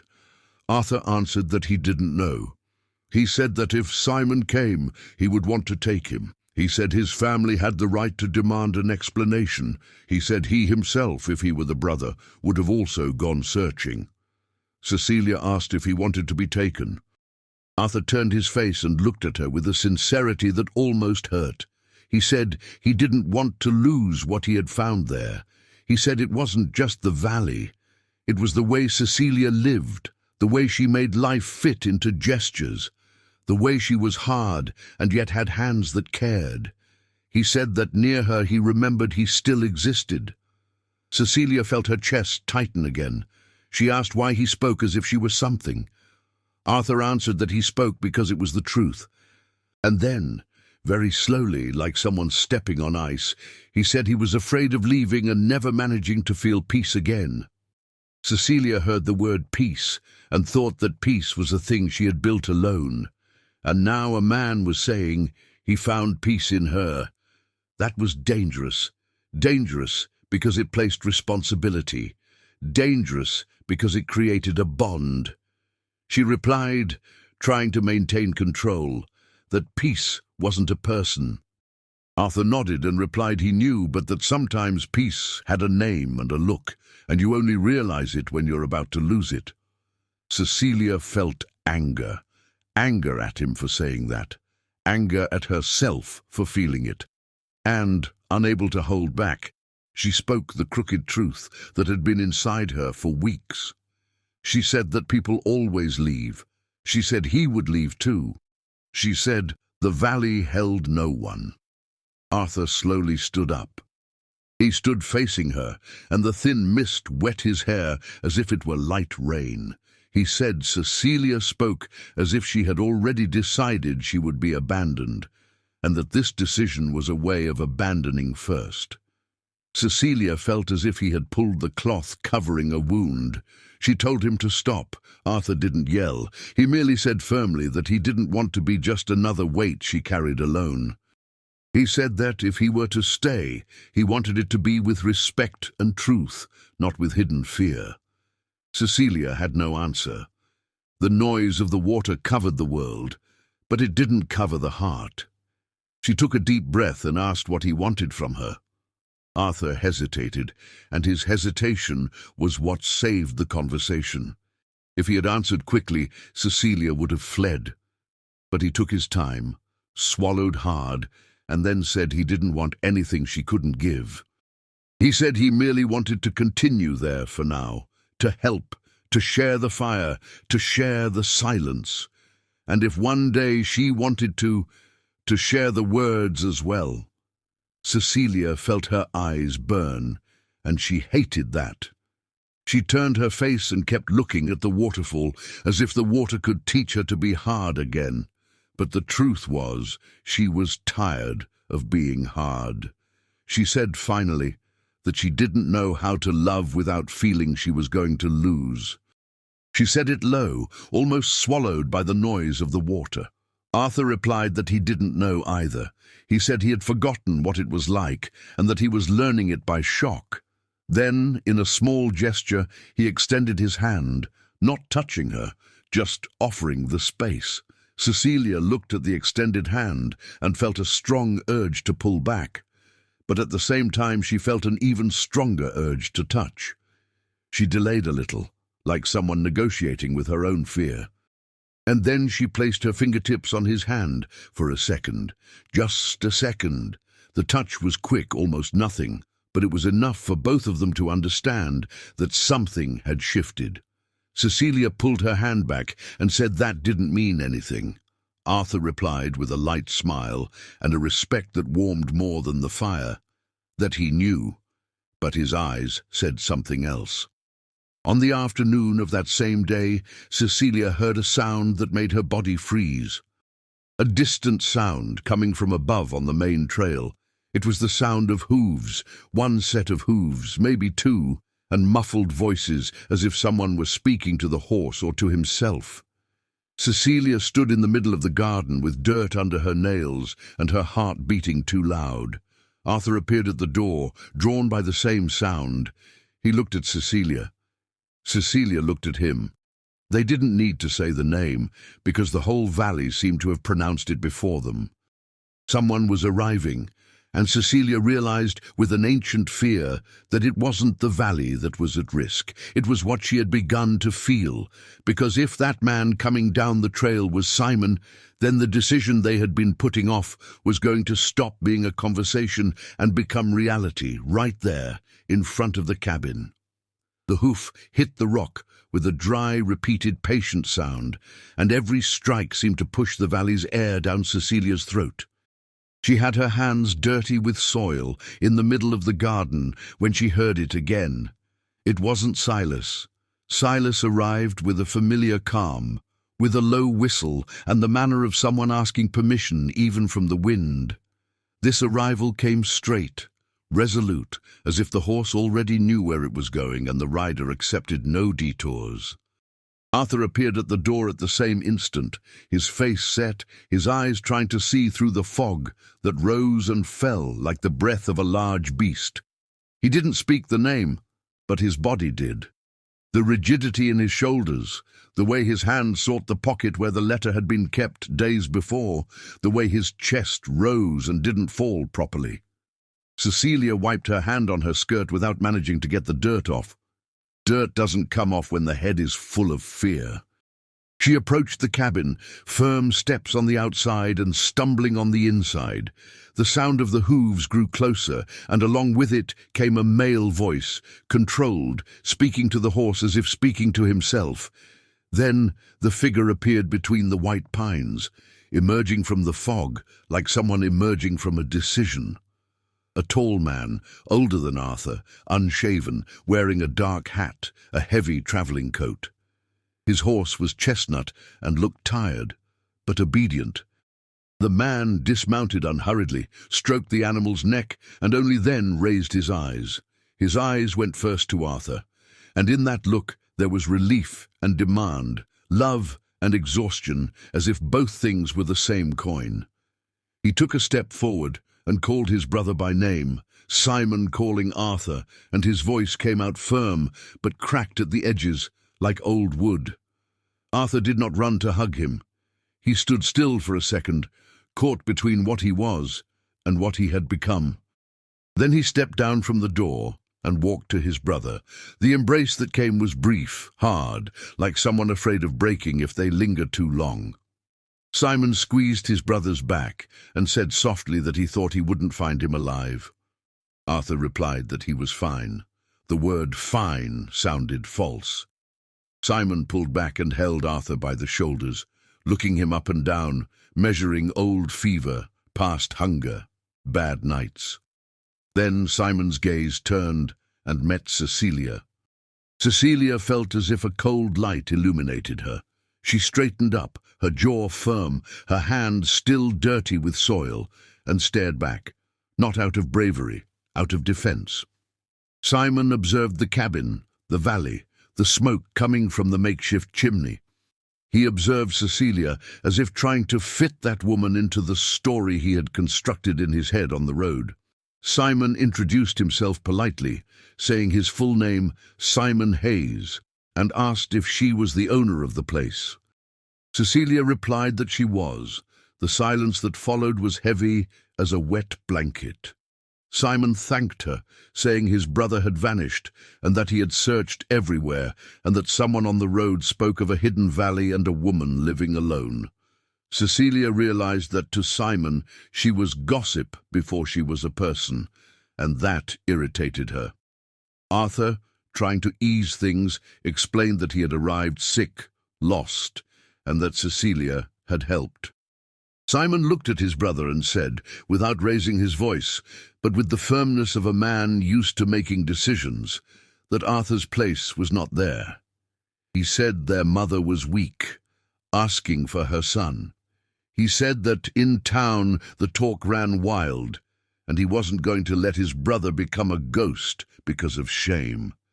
The word shame made Arthur stiffen. Cecilia noticed. She felt like a wall there, and at the same time she felt like a step, useful for someone to step over and carry on. Simon asked if he could come in, water his horse, rest a little.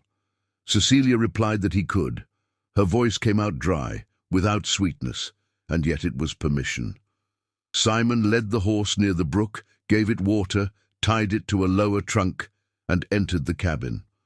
Upon entering, he looked at the fire, the mended bench, the clean floor, the simple order. He looked at his brother and said he looked less dead than when he vanished, and that was good, but it didn't change his obligation.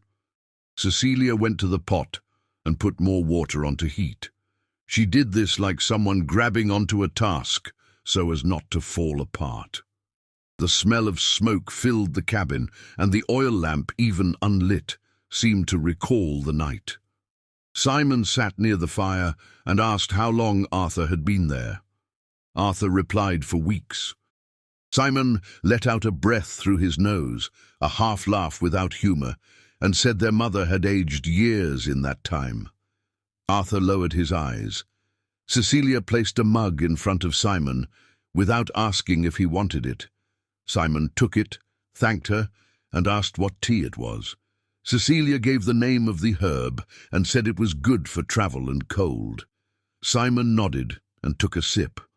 The bitterness made him twist his mouth slightly, but he didn't complain.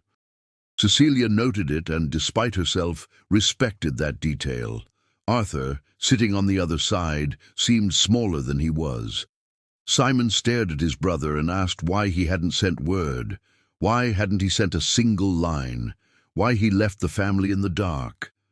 Arthur replied that he didn't know how to write what he was feeling. Simon retorted that anything was better than nothing.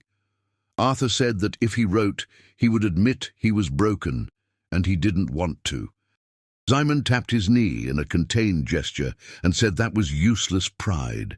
He said life had already humiliated Arthur enough, and that he didn't need to finish the job alone. Cecilia went quiet. It wasn't her conversation, but it was her world being dragged back up to the surface by force. Simon then asked, with a calm more dangerous than anger, if Arthur intended to return with him that very day.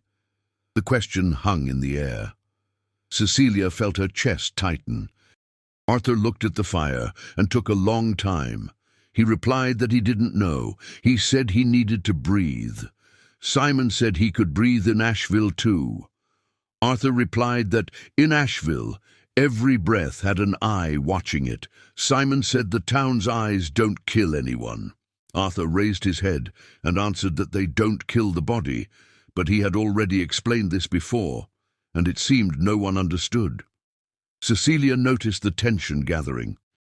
The fire crackled louder, as if growing to take part. Outside, the waterfall roared as always, indifferent. Simon looked at Cecilia and asked directly if she intended to keep his brother there, hidden. Cecilia felt the blood rush to her face. The word keep sounded like an accusation, as if she had imprisoned someone. She replied that Arthur was a grown man. She said she didn't imprison anyone. She said he could leave whenever he wanted. And speaking that, she felt the lie hidden inside the truth, because leaving whenever he wanted was the only phrase she could manage so as not to beg. Simon analyzed the answer and nodded, without apologizing. He said he understood, but that, even so, Arthur needed to go. He said the mother was waiting. He said his brother vanished at a time when vanishing was a luxury for people with no responsibilities. Arthur stood up. He walked to the door. He stood looking at the valley, as if the valley were a sentence he hadn't finished reading yet. Cecilia stood behind him, without getting close. Simon waited. The silence in there felt like it could shatter the wood. Arthur said, finally, that he would go. Not right that instant, because the horse was tired and the road was long. But he said he would go the next day, very early. Simon let out a sigh that was relief and victory. Cecilia felt a chill cross her stomach. Arthur didn't look at her when he said it. That hurt more than if he had looked. Simon thanked her in a quick way and said they would sleep there then. Cecilia replied yes, without thinking. Then she realized she had just agreed to a strange man sleeping inside her house, along with the other, but it was too late to go back. She put more water on the fire, prepared simple food, and the night fell like a heavy cloth. When it completely darkened, Simon lay down near the fire, covered, tired from the journey. Arthur stayed awake, sitting, staring at the low flame. Cecilia, in her corner, pretended she was asleep. The sound of the waterfall seemed louder that night, as if the valley was also nervous. When Simon finally took a deep breath, truly asleep, Arthur stood up and stepped out slowly. Cecilia opened her eyes. She waited a few seconds and went out too, without making a sound. Not because she wanted to follow him, because she couldn't stay. Outside, the cold bit her face. The fog was thin, and the moon, hidden by clouds, cast a weak glow on the leaves. Arthur was near the waterfall, standing still, his hand in his pocket, the paper of his brother's letter crumpled as if he still felt its weight.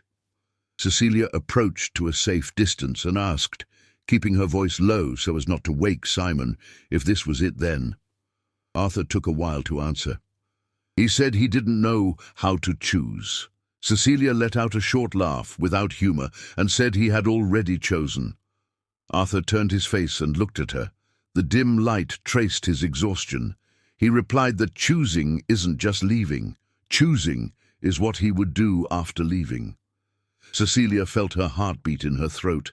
She asked if he would return. Arthur opened his mouth and closed it. Cecilia realized he didn't want to lie. And when she realized this, she felt a pain that was ancient, far too ancient, as if her father were there, the debt, the promised marriage, the world deciding for her all over again. Cecilia said he didn't need to answer. She said she already knew how stories like this ended. Arthur replied that he didn't want it to be like that. He said that, if it were up to him, he would stay. Cecilia retorted that being up to him wasn't enough, that the world had mothers, brothers, obligations, cities. Arthur said that obligation wasn't a chain, it was a responsibility. Cecilia replied that responsibility was the pretty word the world used to imprison. Arthur took a step towards her and stopped. He did not touch her, he did not ask. He merely said, with an honesty that ached, that he was afraid. Afraid to go and lose the valley. Afraid to stay and lose his family. Afraid of any choice turning into abandonment for someone. Cecilia took a deep breath, smelling the cold water and wet stone. She wanted to tell him to go, to get it over with. She also wanted to tell him to stay, to save something she didn't even know existed inside her. And in the midst of this conflict, she made the only gesture she could manage. She held out her hand to him for a second, as if offering borrowed courage. Arthur touched his fingers to hers, quick, light, and that lightness was enough for Cecilia to feel her own body tremble. She pulled her hand back and said that, if he went, the valley wouldn't wait. Arthur replied that he wasn't asking the valley to wait. He was asking her to wait. Cecilia felt her eyes burn and hated it. She replied she wasn't a woman who waits. Arthur nodded and said he knew. And that was what made Cecilia realize the size of the tragedy. He was learning how to read her. The following morning, the sky dawned clear and cruel. The frost covered the ground and made the trail shine as if made of salt. The cold entered the nose and burned inside. Cecilia woke up early and made thin coffee, more out of habit than desire. Simon got up with the haste of the road, ate quickly, thanked her, and went to prepare his horse. Arthur put his few things in a bundle, that cloth with the short pencil, the handkerchief, the coin, and now the folded letter. Cecilia watched the bundle as if watching a funeral without a body. She kept busy, tinkering with nothing, cleaning an already clean plate, arranging a stool that was already in place. Arthur approached and said her name, Cecilia, in a voice that asked for conversation. Cecilia didn't answer. She kept stirring the empty pot. Arthur pressed, saying he would return. Cecilia finally turned her face and asked how he could promise that. Arthur replied it wasn't a promise, it was a decision. He said he needed to go see his mother, look his brother in the eyes, settle what was left open. He said that after that he would return to the valley. He said he hadn't found a hiding place there. He had found home. The word home made Cecilia feel the floor give way. She answered, with trained cruelty, that home isn't a place you enter and leave when you want. Arthur replied firmly that this was precisely why he was going to settle his life, so he could return without a shadow. Cecilia stayed quiet. She didn't believe it. She couldn't believe it. Her faith had been uprooted too early. Simon called Arthur outside, saying it was time. Arthur grabbed the bundle and went to the door. He stopped on the threshold, looked at Cecilia, and seemed to want to carve her face into his own mind. Cecilia maintained her posture, firm as stone. Arthur took a step, then another. The wood creaked. The valley seemed to hold its breath along with her. Before stepping out for good, Arthur said in a low voice that she could send Silas to say if she no longer wanted him there. He said he would respect it. Cecilia felt an absurd anger. Respect it. He was already leaving and still offering an exit as if it were kind. Cecilia replied that he could do whatever he wanted, and hated her own phrase the instant she said it. Arthur left. Simon mounted. Arthur mounted too, with a care that showed he still wasn't a road rider like his brother. Cecilia stood at the door. The freezing wind beat against her skirt, and the smell of cold grass rose from the ground. Simon looked back at her one last time and nodded, like someone acknowledging a favor but not saying it. They began to climb the trail. The hooves moved further away, and every strike felt like tearing a plank from Cecilia's chest. When the sound faded, the valley felt far too large. In the first 2 days, Cecilia forced herself to live as if nothing had happened. She chopped wood, fetched water, gathered herbs, mended a cloth. But everything seemed to be done with one hand missing, even though she had two. The clean silence, which was once shelter, became an echo. The waterfall, which was once company, became too much noise for an empty house. At night, Cecilia would put out the oil lamp early, so she wouldn't have to face her own shadow on the wall. She slept poorly. She woke up hearing footsteps that didn't exist. And when she realized the mistake, she felt anger at her own ears, as if her body had betrayed her decision not to need. The following week, Silas appeared as he always did, coming down the valley with his calm, bringing flour, salt, kerosene, and a presence that demanded nothing. Cecilia opened the door and tried to seem normal. Silas looked inside and didn't see Arthur. He didn't ask immediately. He merely placed the supplies on the floor, took off his hat, and said the cold was tightening its grip on the mountains. Cecilia replied that the cold always tightens. Silas nodded, and after a brief silence, asked where the teacher was. Cecilia replied that he had gone away with his brother. Silas studied her face and didn't say, "I'm sorry," because Silas wasn't a man for phrases that humiliate. He just pulled a folded paper from his pocket and held it out. Cecilia looked at the paper as if it were poison. Silas said it was from Arthur. He said Arthur asked him to deliver it as soon as he ran into Silas on the road. Cecilia didn't take it right away.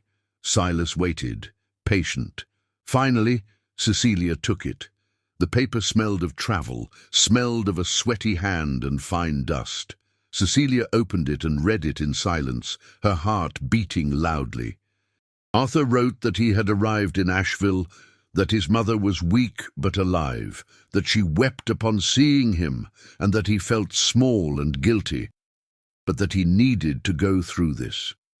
He wrote that Simon was hard, but it wasn't malice, it was fear. He wrote that every day he remembered the valley, the noise of the waterfall, the smell of smoke, the way Cecilia held the mug with both hands. He wrote that he would return as soon as he could, and that he didn't want her to think of this as abandonment. Cecilia read the letter twice.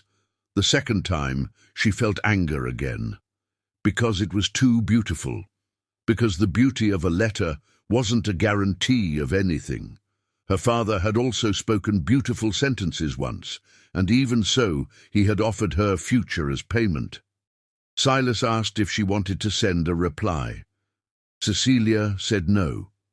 She said it fast, almost cutting the air. Silas nodded and didn't insist, but before leaving he said in a low tone that a man who writes like that doesn't write out of politeness, he writes out of a lack of air. Cecilia replied that a lack of air passes.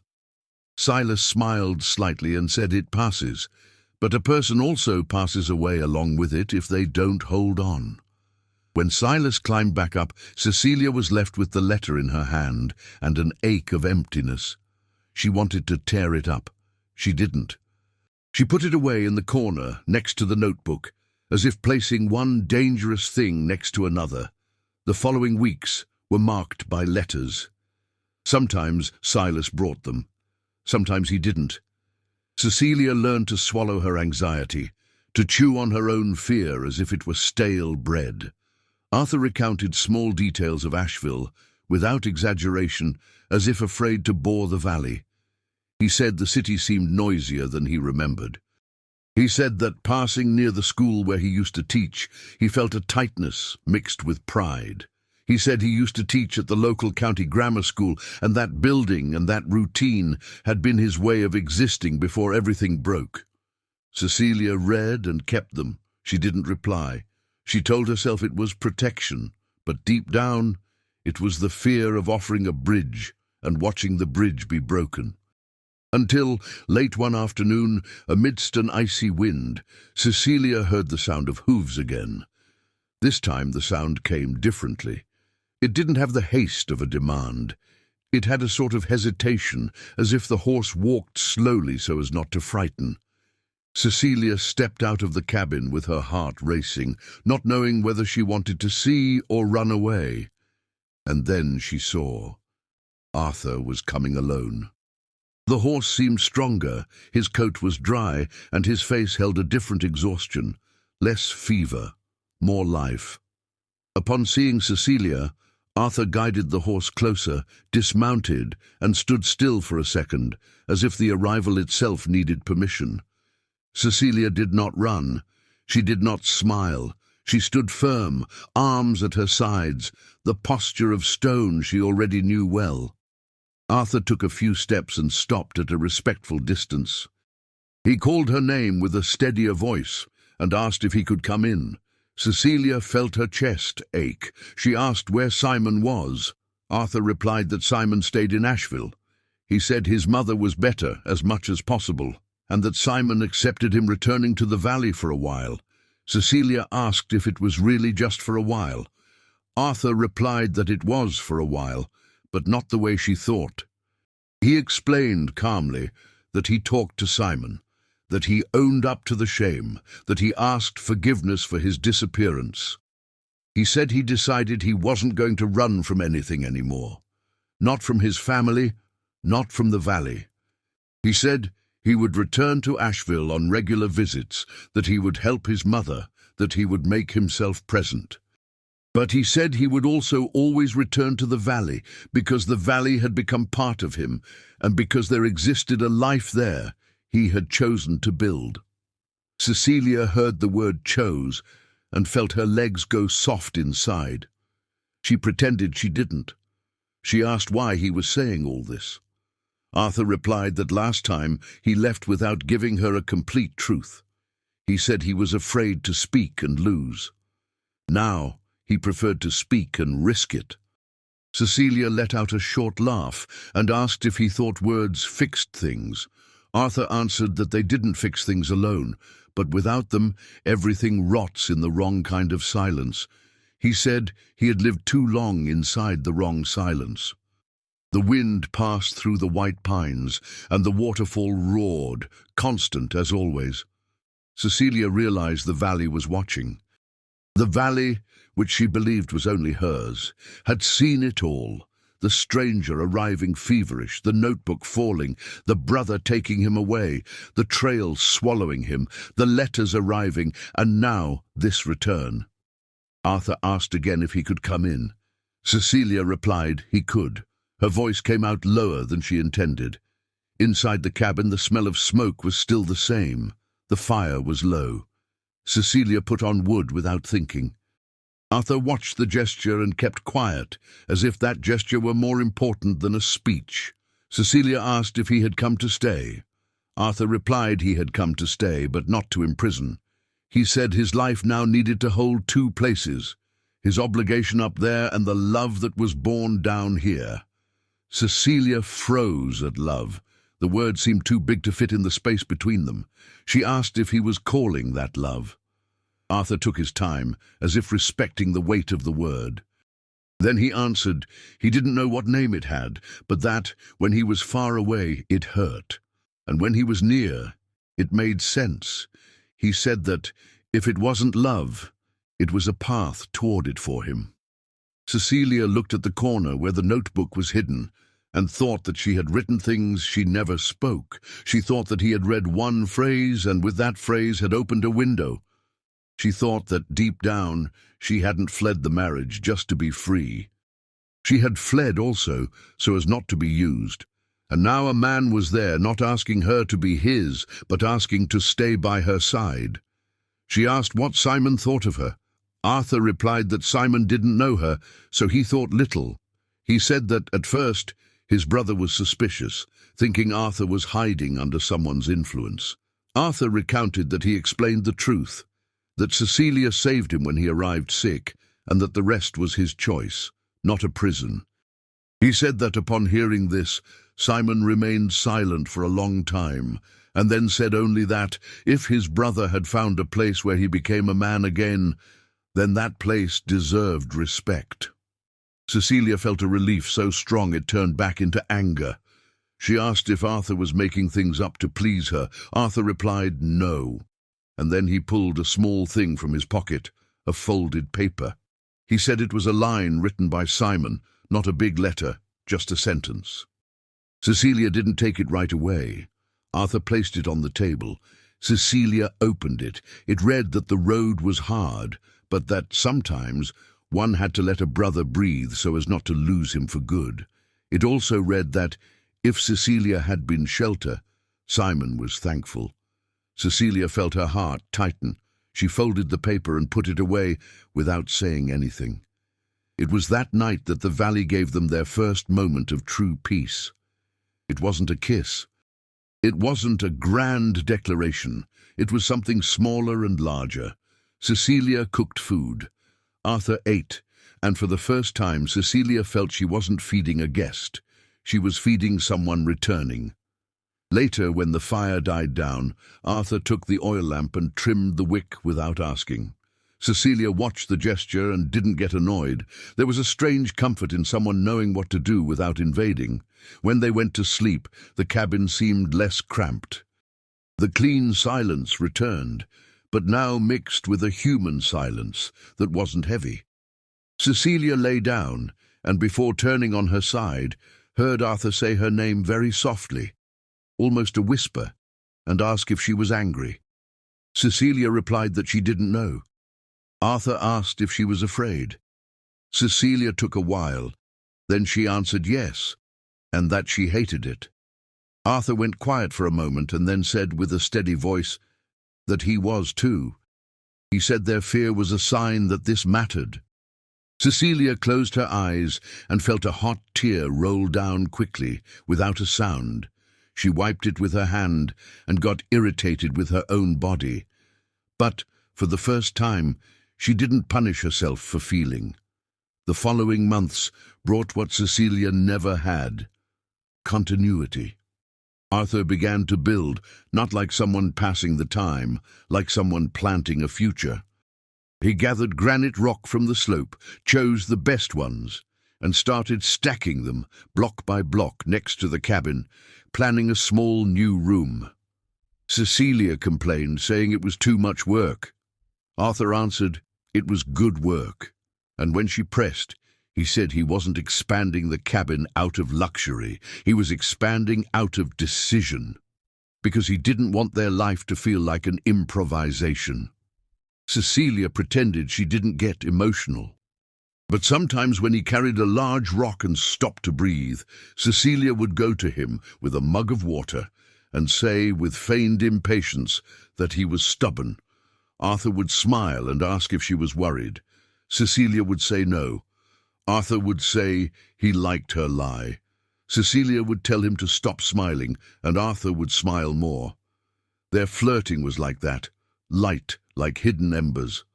A short phrase that warmed, a glance that passed quickly and lingered.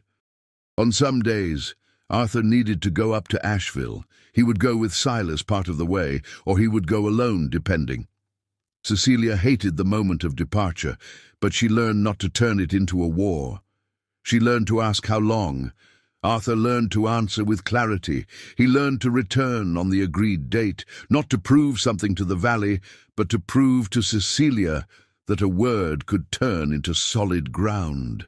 And when he returned, he brought small things without ostentation.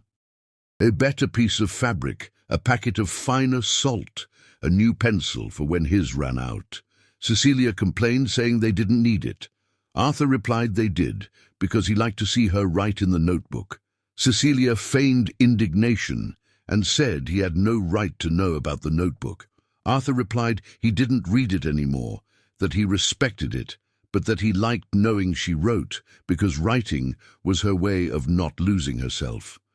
On an afternoon of low wind, Cecilia went to the corner, took the notebook out of the cloth and placed it on the table, closed.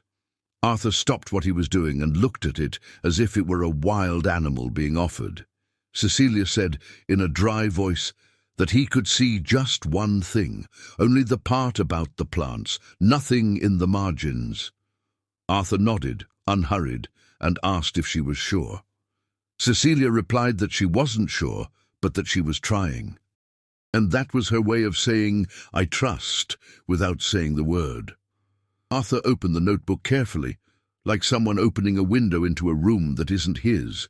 He read the names of the plants, the indications, the way to harvest them, and, seeing her work, the organized manner, the knowledge of the valley, turned into letters, he raised his eyes and said that this was more than a list. It was a world. Cecilia felt her face flush and closed the notebook again, swiftly, as if she had shown too much. Arthur didn't laugh. He merely thanked her, and his thanks this time was not a weight. It was recognition. The winter passed. Spring brought a brighter green. The fog continued, but now it dissolved earlier. The vegetable garden doubled in size. Cecilia learned to let Arthur plant his way in one section, even if he made his lines too straight, a teacher's habit. Arthur learned to accept the crooked way of her garden because it was the way of the valley, and the valley didn't obey a ruler. The following year, when the stone room was finished, Cecilia went in and ran her hand over the cold wall. The stone held the cold, but it also held firmness. Arthur asked if she liked it. Cecilia replied it was good. Arthur asked again, insistent. Cecilia finally said in a low voice that it was beautiful. Arthur smiled as if he had won a prize. Cecilia nudged him lightly on the shoulder and told him to stop showing off. If you are reaching this point, feeling this love being born slowly, subscribe to the channel and leave a like. because that is what shows me you want more stories like this, without rush, but with the heart beating strong. The day of Cecilia's final confrontation with her own fear didn't come with a shout. It came with a letter. Silas brought it on an afternoon of open sky. He said it was from Simon. Cecilia took it with a steady hand, but her chest already tightened. She read. Simon said the mother had worsened again, that she asked for Arthur, that she needed to see her son more often. Simon wasn't demanding, he was asking. And the request, coming from the brother who before seemed only a demand, carried a different weight. Arthur read the letter in silence. Then he folded it, put it in his pocket, and stared at the fire. Cecilia, unable to control herself, asked when he was going. Arthur replied he needed to go soon.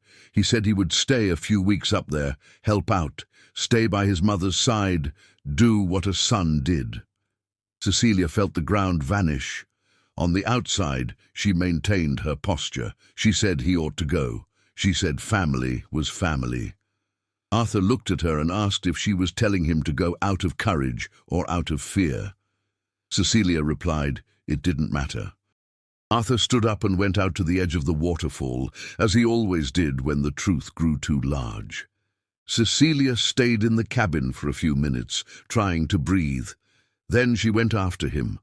She found Arthur sitting on the flat rock, his gaze lost in the white of the falling water. Cecilia stood up straight, arms crossed, trying to protect herself from the wind and from him. Arthur said he didn't want to go. Cecilia replied that wanting didn't change necessity. Arthur said he knew, but that he was afraid of what the absence would do to them. Cecilia retorted that absence always did the same thing. It tore away. Arthur turned his face and stared at Cecilia, and in that look there was a new firmness, built in the valley. He said she needed to stop treating love as a harbinger of abandonment. He said she wasn't the girl from Marion being promised away to pay a debt. He said she was the woman who made a cabin become a home, who made the valley become a map. He said she was free, and that he was there because he chose to be, not because he needed to be. Cecilia felt her throat close. She wanted to answer, wanted to deny it, wanted to say that freedom meant being alone. But the truth was that since Arthur arrived, her freedom had changed shape. It hadn't shrunk. It had grown wider, and that scared her. Arthur said he would go see his mother, and he would return. He said that if Cecilia wanted, she could go with him to the upper trail, just to see that he wouldn't vanish into the fog like the first time. Cecilia almost laughed at the idea of accompanying a farewell, but at the same time, the idea offered a simple gesture, presence. Cecilia remained in silence for a while, listening to the waterfall cover the rest of the world. Finally, she said, in a low, crooked phrase, that she didn't know how to wait. Arthur replied that then she wouldn't wait standing still. She would wait by living, working, writing, being herself. He said returning to her was returning to home, and he wanted her to believe that. Cecilia felt her eye burn and turned her face away. Arthur did not touch her. He did not invade. He simply stood there by her side while the valley made its usual noise. On the day of departure, Cecilia went to the trail with Arthur. The sun was weak. The air smelled of pine and damp earth. Arthur mounted the horse carefully, arranged his bundle. Cecilia stood nearby, looking at the trail. Arthur said he would return with the first cold of the next month at the latest. Cecilia nodded, and before her pride could interrupt, extended her hand. Arthur took her hand and held it for a second longer than the last time. Cecilia felt the warmth and instead of pulling back, let it stay. It was little, but it was everything. Arthur left.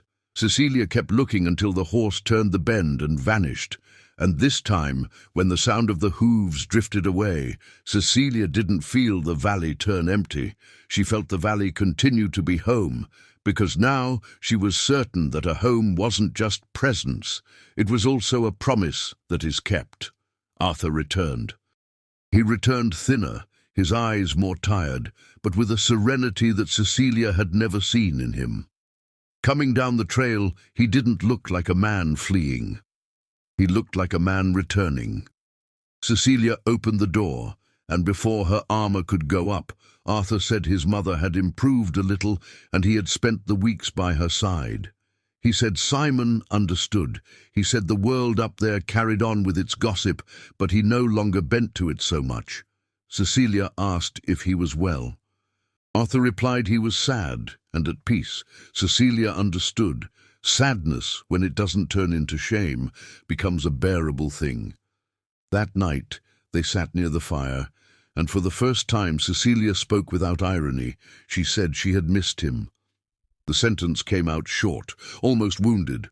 Arthur looked at her as if that sentence were more valuable than gold, and replied that he had too.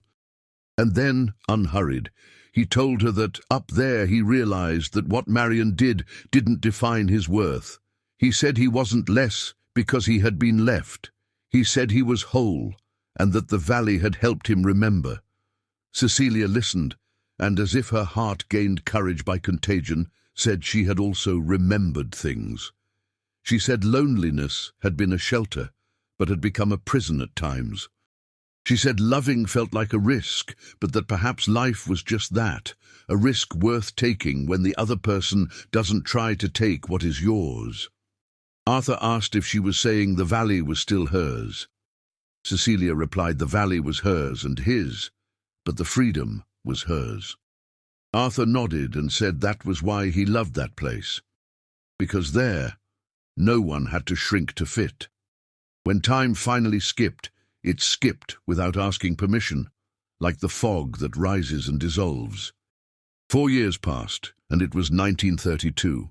The cabin was no longer just a cabin. It had the granite room Arthur raised with his own hands, block by block, and the cold wall kept their history like someone keeping a good secret. The vegetable garden had doubled, now with beds more aligned on one side, out of a teacher's stubbornness, and more crooked on the other, out of loyalty to the valley. The bench Arthur had fixed at the beginning was still there, sturdier than before. The brook kept cutting through the rock, and the waterfall kept pouring out the same constant noise, as if time hadn't passed. But Cecilia knew it had passed, because she was no longer the woman who confused loneliness with safety. She still liked the silence, but now the silence was a choice, not a shield. On that morning of 1932, the fog was caught among the white pines until nearly noon. The cold was less cruel, but still bit lightly. Cecilia and Arthur were sitting on a flat rock at the edge of Serene Brook, side by side, unhurried. Arthur held a metal mug with both hands. Cecilia held another, and the steam rose as if drawing words they didn't need to say. He looked at her and asked, with a small smile, if she remembered the day the notebook fell to the floor. Cecilia made a grimace and replied she didn't like to remember. Arthur laughed softly and said that if it hadn't been for that fall, perhaps he would have left without ever knowing her heart. Cecilia replied that her heart was stubborn, and he only knew it because he was also stubborn. Arthur leaned his shoulder against hers, lightly, like someone who doesn't want to impose weight, only presence. Cecilia didn't pull away. She looked at the fog dissolving among the pines and realized that for the first time the future didn't feel like a threat. It felt like a path, and in the noise of the water, in the smell of pine, in the cold that still existed but no longer hurt, the two stayed there, not like people who had saved themselves from a tragedy, but like people who had learned how to stay.